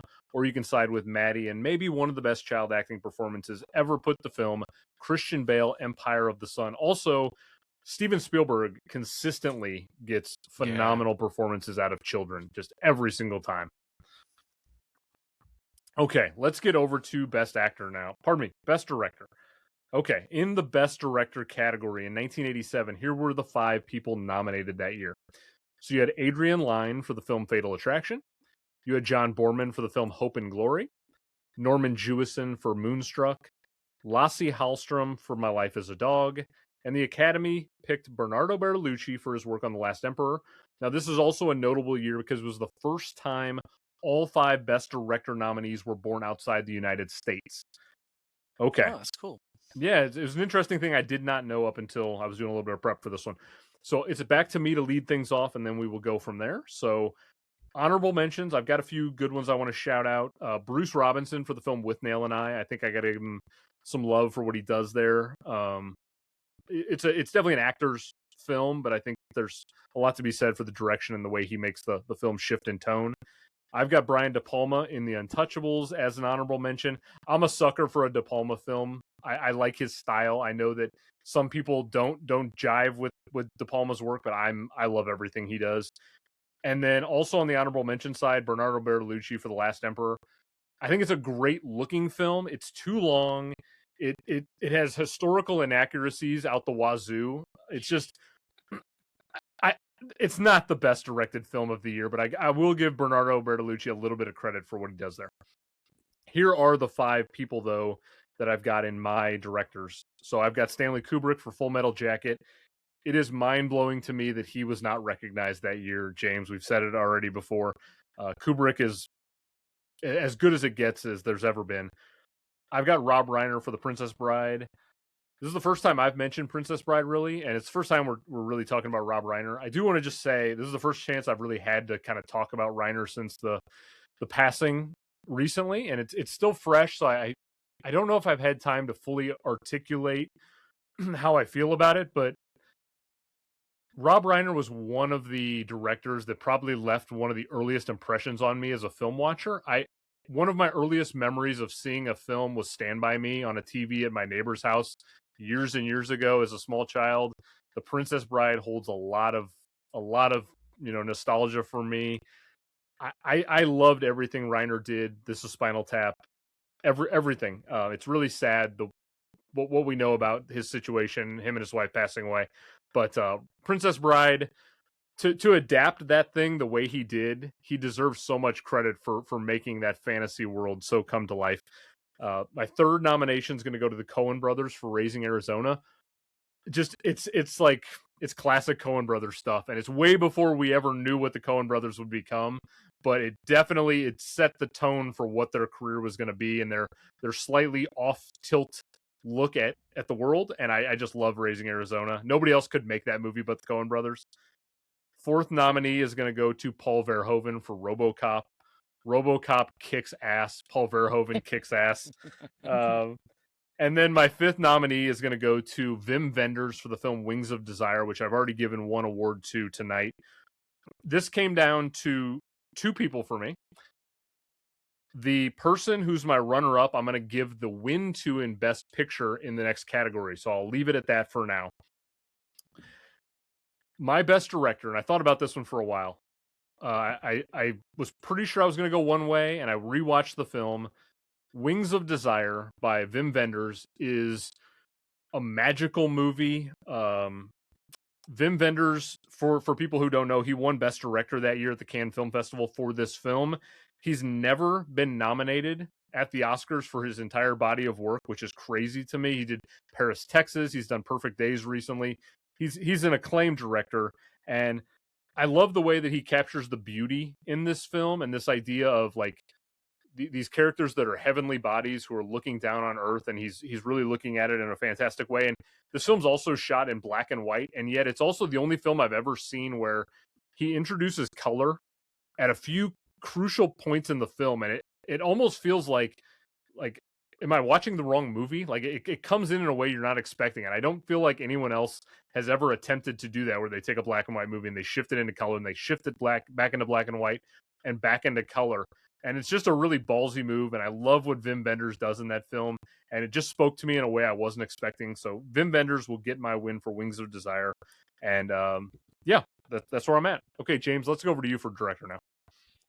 Nice one. So I said at the start that I had some potentially controversial feelings about this category, and even though I'm going to tell you my controversial thoughts, I have also fallen prey to it. I feel like the best director category is where people are at their laziest. They're like, well, if it's the best director, then they probably will nominate their film as well for best film. That seems to go hand in hand almost all the time. But I don't know, man. The best chef doesn't always work in the best restaurant, the way I see it. So I'm going to try and mix things up a little bit. First off, I've got James L. Brooks for broadcast news. If you had told me that one of the main people behind The Simpsons made that movie, you would have blown my mind. It's crazy that he's got that kind of versatility. And it's just a really great ensemble cast. The reason why I didn't nominate Albert Brooks or William Hurt is I kind of felt them almost as co-leads, and I didn't really felt they stood up to the performers in the leading character. But that film, it moves, it's funny, it's heartbreaking, it's full of ambition. It's a really wonderful movie. Next up, Rob Reiner, The Princess Bride. I said I was going to give genre its flowers. And that movie, I didn't watch that until I was in my mid to late 20s. I avoided it like the plague as a kid because I was like, The Princess Bride, that's a girl. I was literally the little boy in The Princess Bride. And the fact that it holds up so incredibly well so many years later. Rob Reiner is one of the few people who could have pulled that film off. I don't think many filmmakers could. And speaking to the brilliance of Rob Reiner, what a colossal run that he had as a director, like through the late 80s, early 90s. You talk about Stand By Me, you talk about Misery. He just could do it all. He even did the latest Spinal Tap flick, which I just watched the other night, and for 40 years later, shockingly brilliant. Shouldn't be as good as it is. I've also gone for Paul Verhoeven for RoboCop. In that documentary I watched, they talked about wanting to get an American director, but they felt like an American director would have opposed what they were trying to go for with the violence and sexualization. They wanted to turn it up to 11, so to speak, and bring someone who could really bring a unique perspective. And then finally, I've got Stanley Kubrick for Full Metal Jacket, who we've talked about a lot. Just a pretty perfect filmmaker with everything. You might not like all his films, but there's no arguing. The dude knows how to make a movie. I knew pretty early on who my best director pick was going to be, and after watching them again, my choice didn't change. When it comes to best director, what I really look for is, out of all the films nominated, all the directors nominated, how many of these are the only person who could make that film? And whilst all five of these films, are pretty unique, there is only one movie I think that could only be made by that filmmaker, and it's Paul Verhoeven with RoboCop. No one else could make RoboCop the way that they tried it. They remade it, and it was not RoboCop. Only one person with his European sensibilities towards violence and ultra-sexualization could make a movie like RoboCop and have it be relevant and topical and political and still brilliantly entertaining. So Paul Verhoeven gets the nod for me. I think he's done a wonderful job. Excellent stuff. Verhoeven, phenomenal director. Okay, Maddie, over to you now for best director. I'm just going to jump straight into my win. My win is Brian De Palma for The Untouchables. Nice. Yes. And that is basically because with the material that he has, he made the film that I wanted. Yes. He made the film that I wanted. I wanted those sweeping shots of the exterior of the beautiful buildings, Chicago. I wanted the Chicago feeling. I wanted the back alleys. I wanted the pallets and the rain in the back alleys. I wanted the old dusty bridges. I wanted, the Mounties, Canadian Mounties on the mountainside. I wanted the really grandiose foyers of the hotels. I wanted that really big, expansive jury desk in the courtroom scenes. Like he gave me what I wanted in what I wanted to see, but also the way he frames things, he really directs your attention where you want to go. Like I think of the scene where we see Sean Connery in his apartment and one of Capone's guys is out the front, and we get this beautiful sweeping slow crane shot where we're looking out the window into Connery's apartment, but we're watching the mafia guys walk down the street and then climb up and look through the window, and we're getting these beautiful shots through this long stretch of this sort of narrow apartment that Sean Connery's in. Like, we're getting the framing devices, and he's almost giving us this camera direction where, like, I want to stand in those spots. Like, I want to be from that vantage point, or I want to follow the character through that way. When we're in, the Canada scene with the Mounties, I want to feel like I'm on the horse going alongside. When they're having to shoot him out on the bridge, I want to feel like I've dropped down, or I want to feel like I'm standing a little bit further back. Like, he's giving me the vantage points I want to see. He's giving me the richness I want to see. He's giving me the flavor of the architecture, the cars. He was giving me what I wanted with that material, so I was left very satisfied. So I'm going with, Brian De Palma, because he ticked the boxes that I was hoping he would. Yeah. I'm like I said, I'm a sucker for his style, his flair. This is going to be a real hot take right now, and I know I'm probably the only person on planet Earth that has this opinion. His Mission Impossible is the best Mission Impossible that there is, because it feels the most stylish to me. Like, it is. His is the first one, right? Like, I'm not losing my mind. Yeah. I think I've said that same opinion. We did a Mission Impossible episode last year, and I said the top two for me are, I think 3 and 1 are pretty much go hand in hand, the best for me, which is controversial because everyone likes the more actiony ones. But I love that classic spy feeling of the first one. Like, it feels like a spy film. It feels like, that the mission is impossible. Whereas, like, at a certain point, like, he's riding Mike's off cliffs. I'm like, all right, he's got this. I have found my people. Because the thing you could say about a Brian De Palma film is that you know it exactly when you see it, and he's just got such a distinctive style that you just know. As you know what, I'll just shut up for a second. No, I agree. No, do it. Go. Because all I was thinking the whole time is, like, how can I fit in my joke? It's a pretty de gooder, so, like, go for it. Like, do your. No. Let's just get on with my picks. Yeah, okay. Okay, go on, girl. All right, so Brian De Palma, Untouchables is on the board, and now it's over to Nick. Okay, so just a few sort of shout-outs who didn't quite make the list. Rob Reiner. I actually just think he's just someone with, like, 100% appeal. Like, I don't think there's one person who doesn't like Rob Reiner, and I think he's just seemed like such a great person as well as so talented.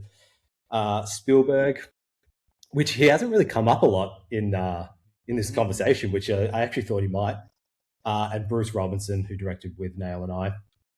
But my nominations are Stanley Kubrick for Full Metal Jacket, the Coen brothers for Raising Arizona.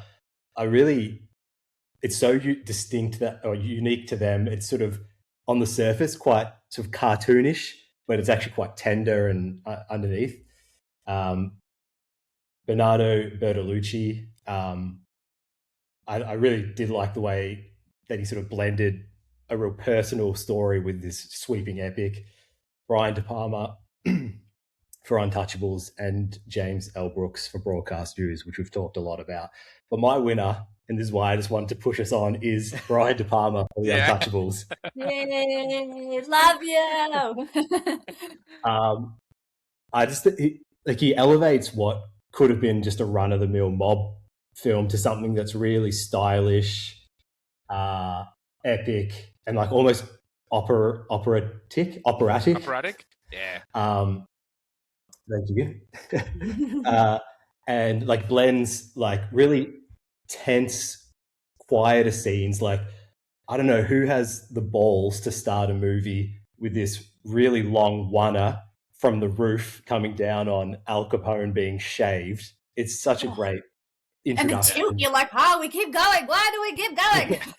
And also, like, as I think, Maddie, you talked about that confrontation on the stairs between Elliot Ness and Al Capone, but then also like epic set pieces like the bridge raid that they do, or the lady with the pram falling down the stairs. Oh yes, it's so epic. It also goes for like 15 minutes. Yeah. And I also think it's a pretty big achievement, and I say this without trying to be like have a funny soundbite, but to like manage three massive egos. You've got Sean Connery, Kevin Costner, and Robert De Niro, and get really great performances out of them without them like taking over the film. And yeah, so he's my winner. Awesome. It feels like De Palma's kind of been in the wasteland for a while. We haven't seen a lot of De Palma. I think I just saw within the last couple of weeks, the news made the rounds that he's got a new film coming out, and there's a lot of talk that Adam Driver is going to maybe be in that film, which would like complete the infinity gauntlet of Adam Driver working with all those directors from like the 70s, Spielberg and Coppola and all those guys from that period of time. Yeah, I really like that he's of those like Spielberg, like those kind of 70s group, like Scorsese as well. He's always felt like he's come in behind them, but I do like that he's never like he's just got this confident style that he doesn't waver from, and I really respect that.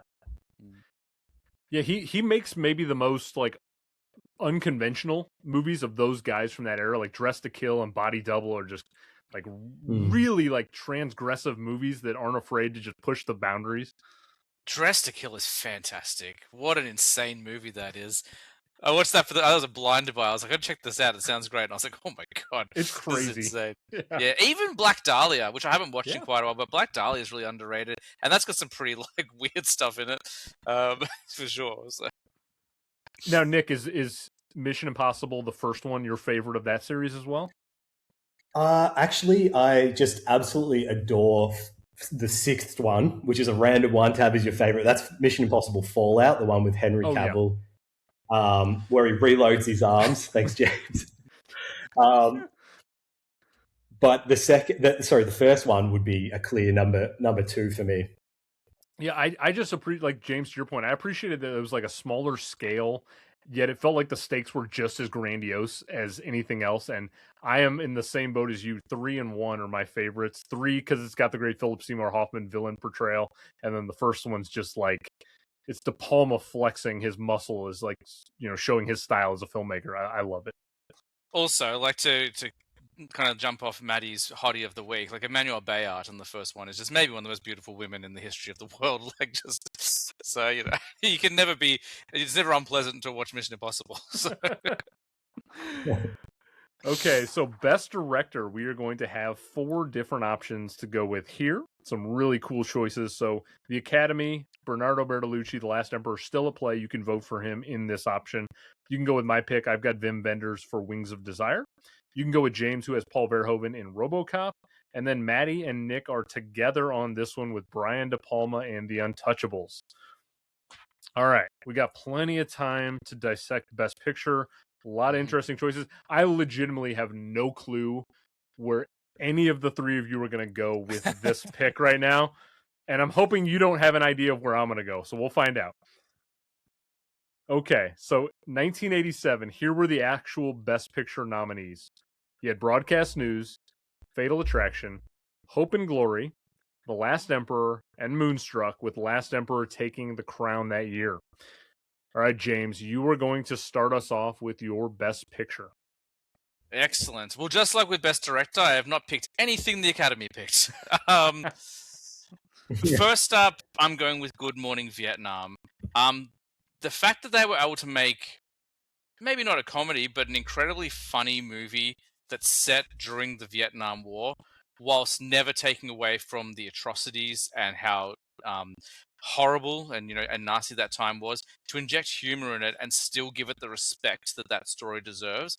That's a magic trick. You should not be able to make a funny Vietnam War film, but somehow they do it, and that is the magic primarily of Robin Williams. All the performances are incredible. There's some really fun, a bit of a love story in there. Even the betrayal, of, I've forgotten the characters' names, but, the girl's brother, who tends to be kind of, part of that militia that are blowing up buildings and stuff like that. Even though he betrays Robin Williams, there's still that respect and friendship between them. Like, there's just so many things going on in this movie. And yet, it's such an incredibly easy watch. It shouldn't be as easy to watch as it is.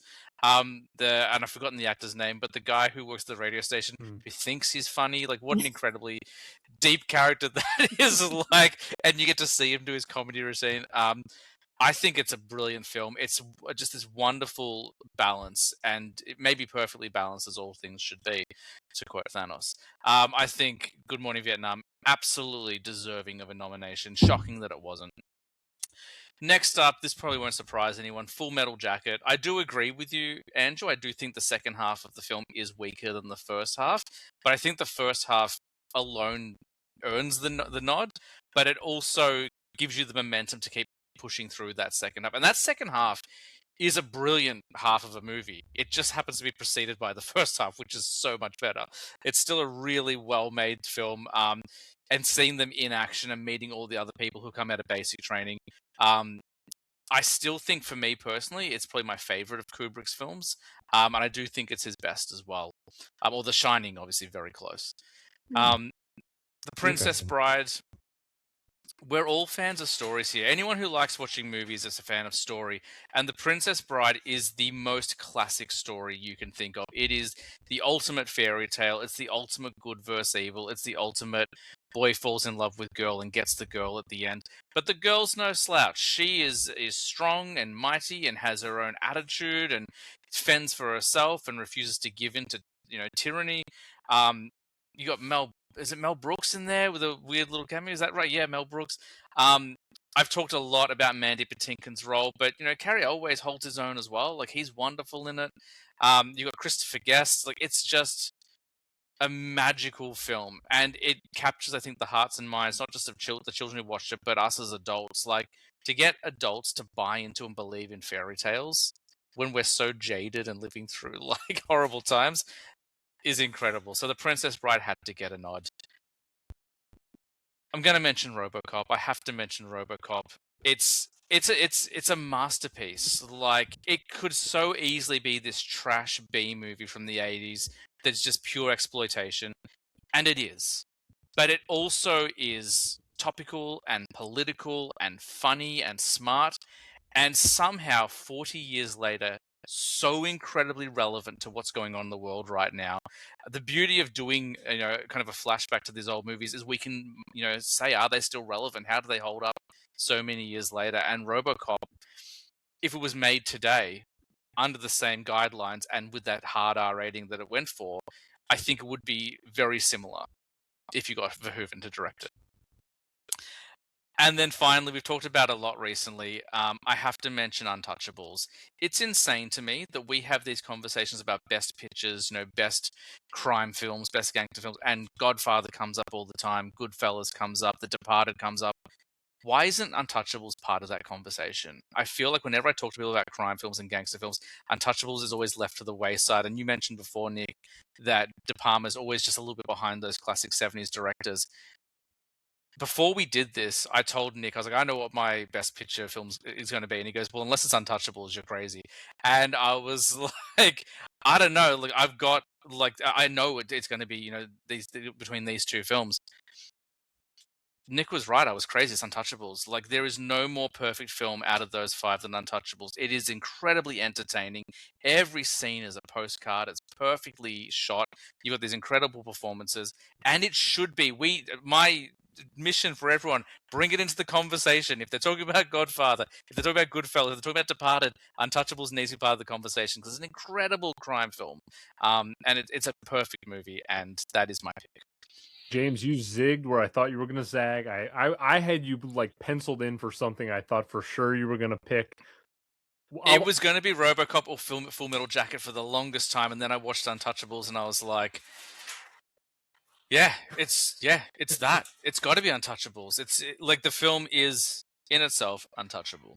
I almost typed in RoboCop on my sheet for you already because I was like, he's for sure going that direction. So where did you have Last Emperor on all the movies you watched? Is it? I don't have that list in front of me. It was like I watched, I think, 37. It was like in the 20s. Like, okay. It wasn't close at all.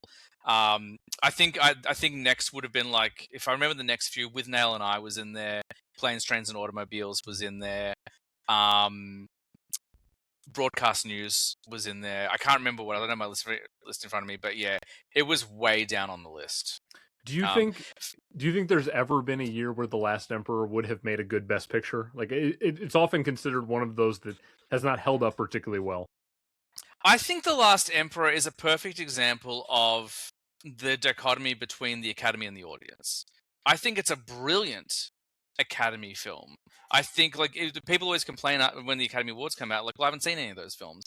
And I think The Last Emperor embodies what the Academy strives to do, which is reward the most masterfully made films. And on a technical standpoint, I cannot fault that film. It is beautiful. The score is incredible. It's the pacing is very bad. I'll be honest, the pacing's not good. But it does kind of fit the bill. But it's not an audience film. And I think one thing that the Academy refuses to acknowledge, and that's why I've kind of defended genre so much today, is that films also have to be entertaining. We go to the movies to switch off. You can be entertaining and poignant. You can be entertaining and important. And, The Departed was a perfect example. I think in 2006, The Departed was probably the best choice for that year, or very close to the best choice. It was entertaining, it was important, and it was brilliant. And Untouchables, I think, ticks all those boxes. The Last Emperor is a great film, but it's not one I'm going to spin very often. Yeah. Okay. All right. Untouchables on the board. It is going to be at play. Maddie, let's go over to you now and see what you've got for your best picture. I'm going to build off what James was talking about. I think for me, when I started watching The Last Emperor, I was like, yep, I would pick this for the best film, basically with the first act or the first third. Basically till he's like a teenager and he's English tutor, Peter O'Toole. Yeah. Once that sort of act wraps up, I was like, that's amazing. That's what I wanted. I wanted this intimacy, this vulnerability. I wanted to feel really the same isolation. I love the expanse and the quietness of this just big expansive palace and his quietness and his loneliness. I thought they were setting it up really, really well. And I was like, yes, if this continues, I was hoping that, the second and the third acts would get really, really small and even more really dramatic and intimate, or, really, really gritty and heart-wrenching. I was hoping that we would start with this big quiet expanse and then sort of shrink into this intimate, lots of noise or lots of going on. And I was hoping we'd go that way. And I'm like, yes, then it should win. But then the more we went through the second act and the third act, the more I was like, we're just getting really hollow now. And now we're just getting, I don't know, it just sort of lost me a bit. But that first act, that first third of the film was absolutely best film quality. Absolutely. So I see where Hollywood were going with that. And it felt like maybe they just pretended it didn't exist as well. And they're like, we'll just nobody watches the whole thing. It's so long. Never mind. The audience won't remember. They'll only remember the first bit, which is really good. I agree. That's where I fell out as well. Also, if you're going to show us a poster of a baby as emperor, I want to see that baby doing emperor things. Get him to make a few decrees. I really dug watching all that. And then he made that guy drink some ink. Yes. Yeah, more of that. That's what I wanted. More of that. Give me Joffrey from Game of Thrones, but just not quite as cruel. Maybe just Dave or whatever. Give me the person who should least be, in charge. Give me that version. Give me, Macaulay Culkin as the Last Emperor. That's what I wanted. Yeah. So I really respected, that first niche bit of that film. But I'm picking the film that has held up in terms of audience connection. So in terms of the film that the audience, every time they watch or rewatch, don't matter what background you have, if you're male, female, you connect with the themes of the story. The backdrop is so respected but simplistic. I'm going Good Morning Vietnam. Yeah. Nice. I just think that I've watched it a few times, but every time you go into it, or even if it is a first watch, there's something that sort of buries or burrows its way into everybody, and it could be about a different character. I feel like there's something in there that everyone's going to sympathize with, but also walk away from the film feeling really introspective and feeling really sort of reflective. And I also feel like even though it was such a like tumultuous, horrendous backdrop of a scenario and a situation, it has like hope in it. And I don't like films to just leave us feeling super bleak. I do like there being hope, humanity, connection. I just think it's something that no matter who you are, audiences will find something to find really genuine about that film. And I think that film has remained so genuine consistently. I just think, it should be Best Picture. I think you take any bleak film and just throw the RoboCop theme under it, and suddenly it's more hopeful. So just do that next time. Dun, dun, dun, dun, dun. Oh yeah, we're gonna stop the pressure. Let's do it. Yeah. I think Is that your best score, James? Yeah, we talked about it before. Weren't you paying attention 2 hours ago? It's fair if you weren't. I'm very, very easy to ignore. I'm nosediving now, guys. I've been awake for who knows how long. You got narcolepsy. To James, to your point that people kind of like forget about the Untouchables in the crime gangster genre. I feel like a lot of times people forget about Good Morning Vietnam in the war genre because it sort of straddles the line of like comedy and heartfelt, and it's like it's on the fringes a lot of times of the actual action. And I feel like people kind of forget about it a little bit, but every time I go back to it, it's remarkably rewatchable, and it's really a credit to the director and Robin Williams and everything that's happened in that film. That's an awesome pick. I love it. I think there's also a confronting nature about it in that, like, if you recommend someone to go watch it, I feel like there's a hesitancy because they know Robin Williams is in it, but they know it's centered around the Vietnam War, and you feel a bit guilty wanting to laugh and find fun with something with that backdrop. So I find that really polarizing as well, to get people to watch it. And once they do, I don't think I've ever heard anyone regret watching it once they have. So, yeah. Just recommend 1 hour photo instead. You're like, oh, it's a lot. You'll love it. It's a laugh. You'll Death love to Smoochie. Also, Death to Smoochie I would recommend. Insomnia, all his dark stuff, yeah. Yeah. Okay, Nick, it is now up to you for your best picture. Okay. My nominations are Broadcast News, which we've talked a lot about. It's just a classic movie, wonderful performances. I really like the sort of ambiguity of the ending and the character choices. I also want to nominate Fatal Attraction, which is just an incredible thriller, and then just an unflinching look at consequences and what can happen. Maddie's pick, Good Morning Vietnam. I really love that this film uses comedy as a way into the war, not talking around it. And to your point, Andrew, it is just so rewatchable. There's for a film that's about the war, there's some it's very accessible. The soundtrack is like a warm hug. It's those classic 70s songs we've heard a lot. And it's really tactile. I don't know if this is just something I really like, but it makes me warm and fuzzy to see the needle when they're recording. I don't know what that is, the sound needle, those kind of tactile shots. It's just such a nice movie to put on, despite the themes that we've talked about. So I'm going to nominate that. Awkward, but I'm also going to nominate The Last Emperor.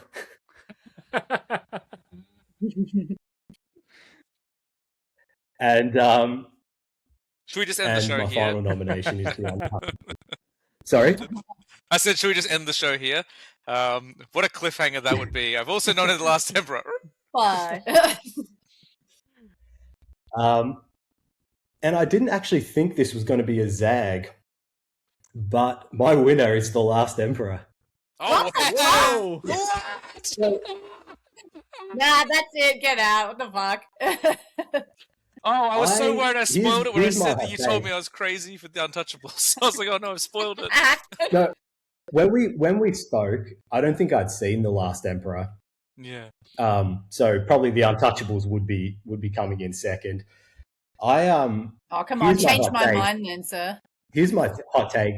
I don't actually think it's even close to the second pick. I think this film's this good.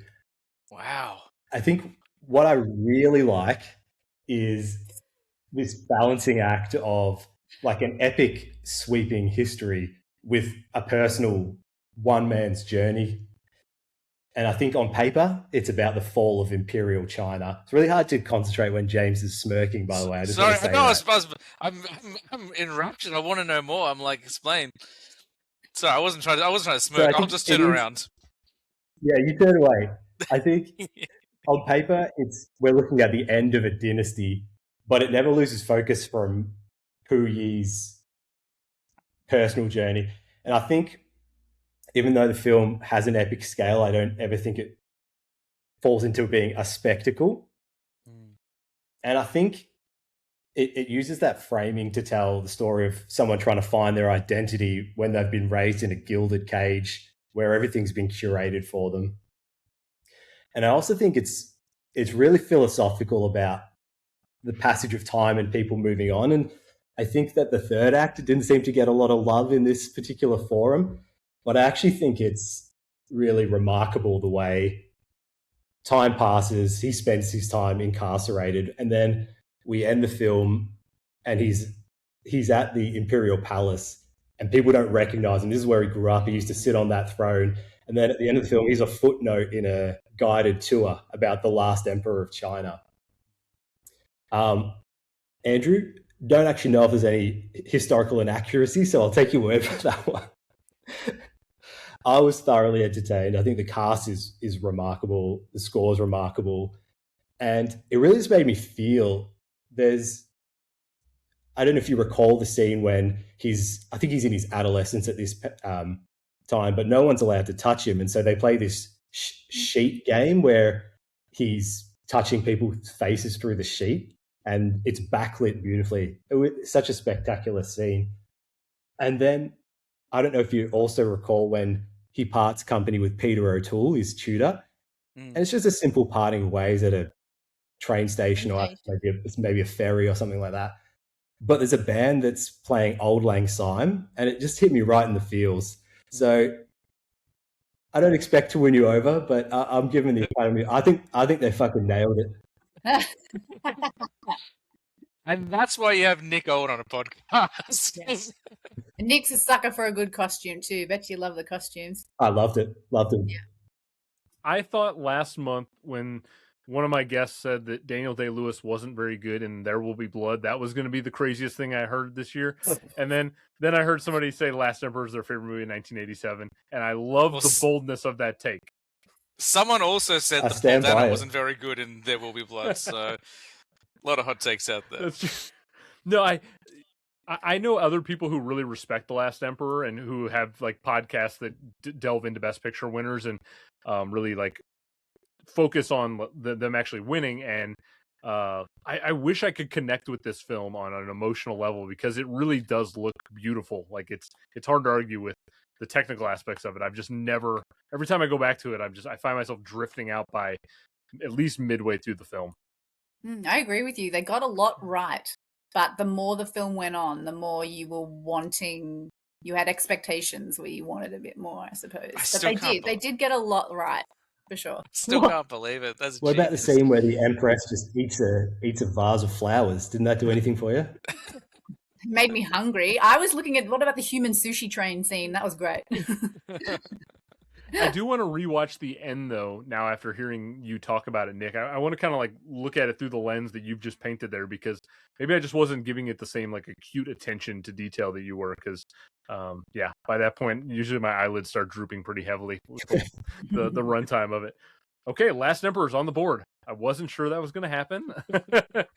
I thought if anything, we would have ended up like canceling it out with 4 different picks. So that's and you didn't nominate anything from that film, so like that's why I was so surprised. Yeah, me too. Like, didn't come up for director. This is why I didn't. No, this is why I didn't, because I was like, I didn't want it to just be obvious that all roads were leading towards this as Best Picture.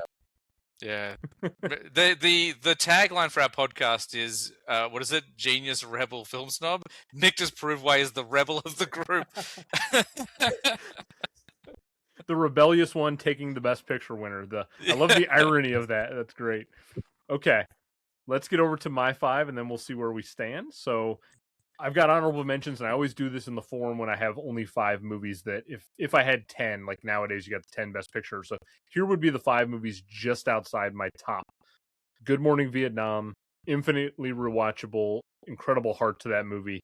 Raising Arizona, it's not top tier Coen brothers for me, but it's just that next notch below. They were going to ascend to a higher level, but I still wanted to recognize it. The Untouchables, I love that movie so much. It's also infinitely rewatchable to me. There were just 5 movies I preferred above it, but it's in conversation. Planes, Trains, and Automobiles. James, I have recently watched the John Candy documentary. Anyone should check out that film. It's so warm and it's just a revelatory experience. And his relationship with Steve Martin on the set of that movie is wonderful. And again, it's a Thanksgiving movie for everyone here in the United States for all times. And then again, I watched so many bad first time watches that those all sank to the bottom. But the one first time watch that I really enjoyed is My Life as a Dog. I had no expectations for it. I was really taken by the story, and so it was at least in conversation. But here are the 5 movies that I've got in my Best Picture 5. And to James's point, I'll kind of shout out the genre because this is a very genre-driven year. I've got Full Metal Jacket, which is the war film that I've nominated this year. I think, man, it's hard to pick a Best Kubrick because all of his films sort of operate for me in the same level of upper echelon stuff. I couldn't say Full Metal Jacket's my favorite, but it's, you know, they're all at least 9 out of 10 movies for me, if not 10 out of 10s. I've got The Princess Bride, which is the fantasy film of all fantasy films. Again, nostalgia was pulling at me to put this movie in my 5, and I just think it's a beautiful, perfect movie for what it is. RoboCop, it's science fiction, it's action, it's satire, it's balls to the wall. It's awesome. I love RoboCop. Wings of Desire, the Wim Wenders film's my art house pick this year. I think it's the best of that thing. It's the best thing that came out of Europe in 1987. And then my comedy pick is With Nail and I, which I think has stood the test of time as just this brilliant piece of writing and acting in that movie. So those are my 5 whole plethora of different genres and everything in there. Came down to 2 movies. It was either going to be The Princess Bride, which is just one of the warmest movies to me, or it was going to be RoboCop. Those are the 2 best movies to me that year. And I'm going to go with what I think defines 1987 in terms of Paul Verhoeven understood the sign of the times, and he took a direct shot at everything that was happening in 1980s America. And James, I love that you shouted out the fact that they had to get somebody from outside the United States to really hone in and like target what this movie was.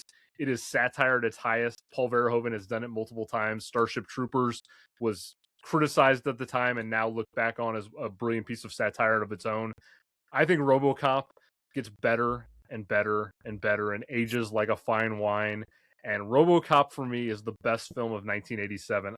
I wasn't expecting that. When you started listing like Good Morning Vietnam and stuff in your honor, I'm like, oh, he's gonna pick something real like pretentious. I was waiting for it. And then 3 of your, was it 3 or 4? Was it we had 3 of the same number 1 picks. There you go. Yeah, I love RoboCop. I was like maybe I go Princess Bride and I give Rob Reiner his flowers at this point in time, but that didn't feel sincere. I wanted to respect Rob Reiner and his greatness. I think there will be other opportunities. I haven't covered a lot of the other years that he directed movies, and so I'm sure he will come up again. But RoboCop for me is as 1987 as any movie out there. It's just like it's a heavy metal movie, and I love it. I'm so glad it got the nod because it was for the longest time, and then I watched Untouchables. I was like, I think it's just the crowd pleasing element just brings over a little bit more for me. But yeah, so I'm glad RoboCop got a nod.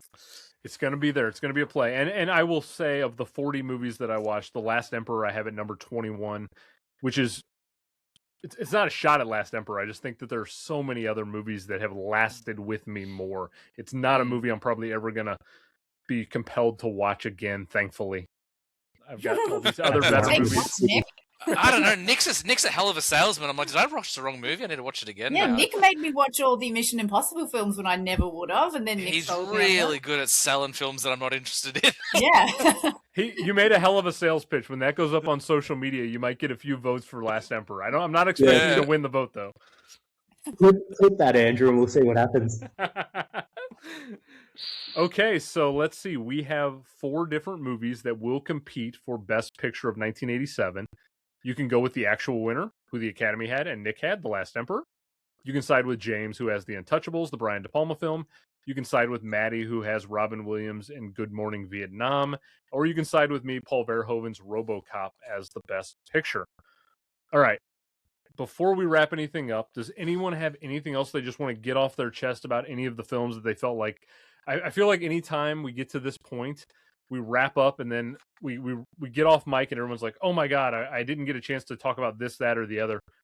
Are there any movies where you're just like, wow, we haven't gotten to this and I want to give it a little bit of love now? Well, I was going to say, now that you've all like talked up RoboCop so much, I'll go watch RoboCop because that sounds like a super good time. But I was thinking of like, from that list, you know how the 80s gets into just like real wild like makeup and like real crazy shit sometimes, and then that's what I think of. I think of like the over the topness of the 80s. So I was like, oh yeah, I'll watch something that's really just whack and over the top. So I watched The Lost Boys and I fucking loved it. Oh, it's so good. It's It was so whack, and it was from the moment you turn up at like the grandpa's house and he has like taxidermied animals on the walls and like I don't know what the fuck was going on with his garden and his house, and just like the excellent costumes. We start off on like the boardwalk and like the makeup when they're actually vampires and the goo, and fuck me, I had a great time. So like I want to know, entertaining. I want to know what like 80s film other than RoboCop it sounds like you had just a fucking great time. Ooh, man, specifically 1987 or just general 1980s? No, from watching the 87 lists, because I've got I mean, it's obvious. Like Predator is the 1980s distilled into a film, but it's like it's pretty masculine. You know, it's boys being boys. Excellent. It's excellent. Predator like made the mold for that sort of film. It was so good. I mean, we didn't mention it, but Dream Warriors comes out this year, which is for me one of the best Nightmare on Elm Street movies by far. I think it is the best one. I know that might be a hot take, but the idea that you can harness your dreams and fight back, I'm like, more of this. Ooh. And then they didn't. So, Lethal Weapon, obviously, like, just, that's a really fun time. Even though there's like depression and suicide in the middle of it all, somehow it's a really fun movie. I'll also say a movie that I really like, and it was up there for a while, it just kept getting pushed down. Opera by Dario Argento. Mm-hmm. It's an Italian giallo film about this opera singer who ends up getting injured and she's not able to perform, so her understudy comes in, and then there's this guy like constantly haunting her and like tying her up and taping like pins under her eyes and stuff. It's really weird stuff. That's a really good time for you. Pins under the eyes. All right. It's not his best. Like Suspiria is obviously, we've talked about Suspiria before. Phenomena is really good. Tenebrae is really good. But of this year, like, it's just so weird. And actually, the actress, I've forgotten her name now, she was actually in contention for Best Actress for the longest time for me. And then I just saw a couple other movies that Meryl really, pushed a lot of people down. Andrew, you love Dirty Dancing. Oh, I love Dirty Dancing so much. Yes. That movie just makes me so happy. I'm a Swayze sucker. Like, everything about Swayze. Yeah. Probably wouldn't phrase it that way myself, but that's fine. He's a Swayze slut. Yeah. Somehow better. Can I also shout out a flick that I was like, I'm never going to be able to find this. This is going to be medicine. Au revoir les enfants, which was a French war film set around an orphanage, and it was wonderful. It was a really good film. I was shocked how much I enjoyed it, and I really just those young performances, like you're talking about Christian Bale before, to get these kind of, and maybe it helps that they're speaking in French, but like to get these performances out of these young children, like in a war film, was a really, really great war film. It made me think. And this might be a weird leap for some people. It made me think a lot of the early Del Toro films, because he did a lot of his films, like they're these fantasy films set around Civil War. And whilst there's no fantasy element, just the idea of these young children being confronted with the horrors of, of a war and how they navigate the world and kind of like survive it was quite interesting as well. So I like that one quite a bit. Yeah, one of the other things for me with this year is this is a formative period in my life for horror films, where when I got into horror, like this mid-80s pocket was my sweet spot. So you had Evil Dead 2 this year, you had Hellraiser this year, we mentioned Dream Warriors. So this was like a really nostalgic thing to just go back to. I was never going to nominate Sam Raimi for Evil Dead 2 as much as I love that movie. But for him to make the Evil Dead movies basically on shoestring budgets and get what he got out of those things, I just got to give a lot of credit to him. And then Clive Barker with Hellraiser, that's just a seminal piece of horror from the 80s too. I didn't dive too Can far I just away mention from the a couple? list. Go for it, Yeah. please. Tell me, Nick. Sell me. We mentioned him in passing, but we didn't spend any time on him. But Angel Heart was actually surprisingly entertaining. I do really enjoy a descent into madness film, and this is one of the better ones I've seen. Turns out he's a private investigator who is looking for himself, and he's been. Wait, is he possessed or is it? It's something like that. I can't remember. That was one of the first films I watched. It was a real trip. Shout out to the makeup department for De Niro's nails. I'll say, like, they're etched in my mind forever. His long fingernails. But why am I blanking on his name? Mickey Rourke. What a beautiful man he is in this movie. I texted Andrew after I watched it. I'm like, what happened? He's so beautiful in this movie. And then he played Marv, and there wasn't that much makeup in Sin City. It's pretty much him. Yeah, I remember. I remember really you sent me that message, and you were like, "What happened to Mickey Rourke?" And I'm like, "He decided to be a pro boxer for some reason for a while, and just got his face punched in." Yeah, yeah, he's a beautiful man. Talk about hottie of the week. Yeah. What else, Nick? House of Games, which was a really cool psychological thriller. So, if anyone hasn't seen this one, so a psychiatrist sort of gets in with a group of con men, and it goes deeper and deeper, and then it's not really a surprise that she is the one being conned, but she's kind of up for it, and she eventually gets her revenge on them. But I kind of feel like this film walked so that Fincher and Nolan could run. It's sort of, I wouldn't say it's a classic, but it feels to me like this would have been influential for a bunch of film students. I loved it. I could not believe how entertaining it was. And you said it was predictable. Every twist I should have seen coming. I'm like, what do you mean it's a twist? Like, just fell for it, hook, line, and sinker. That's a to really me when the police guy, I forget the character names, when he was shot, I was like, oh, she's definitely being conned here. Yeah.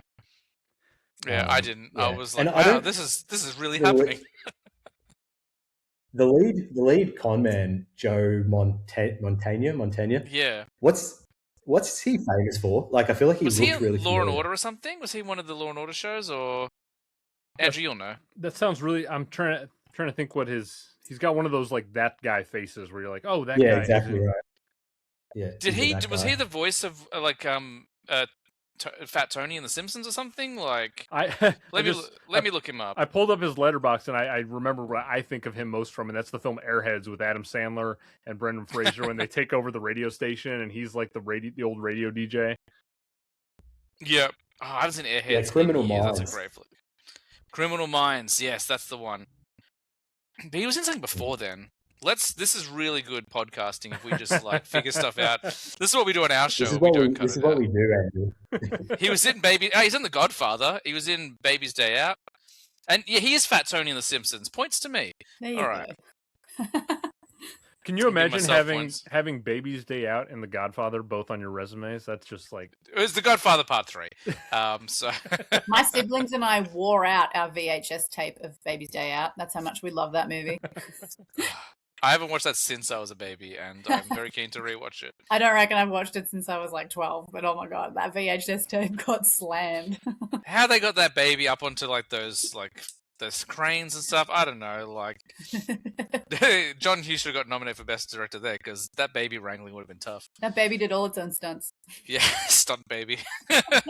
Well, I think it's safe to say among the four of us, none of us really cared much for the Best Picture, the Oscar-nominated movies, other than Nick, which is how we all, I think, expected this to go.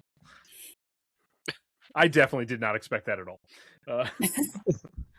Okay. No, I think we all brought something different to each category. It was cool. Yeah, usually I try to like have a read on people before we get into the episode, and I thought I maybe had a beat on where James was going. I had no clue, Nick and Maddie, where you were going to go, and even James surprised me. And I see James's movie content every single day of my life, in the best way. But I felt like I was like, I know where James is going on these picks, and he did I'm not an oppressive force.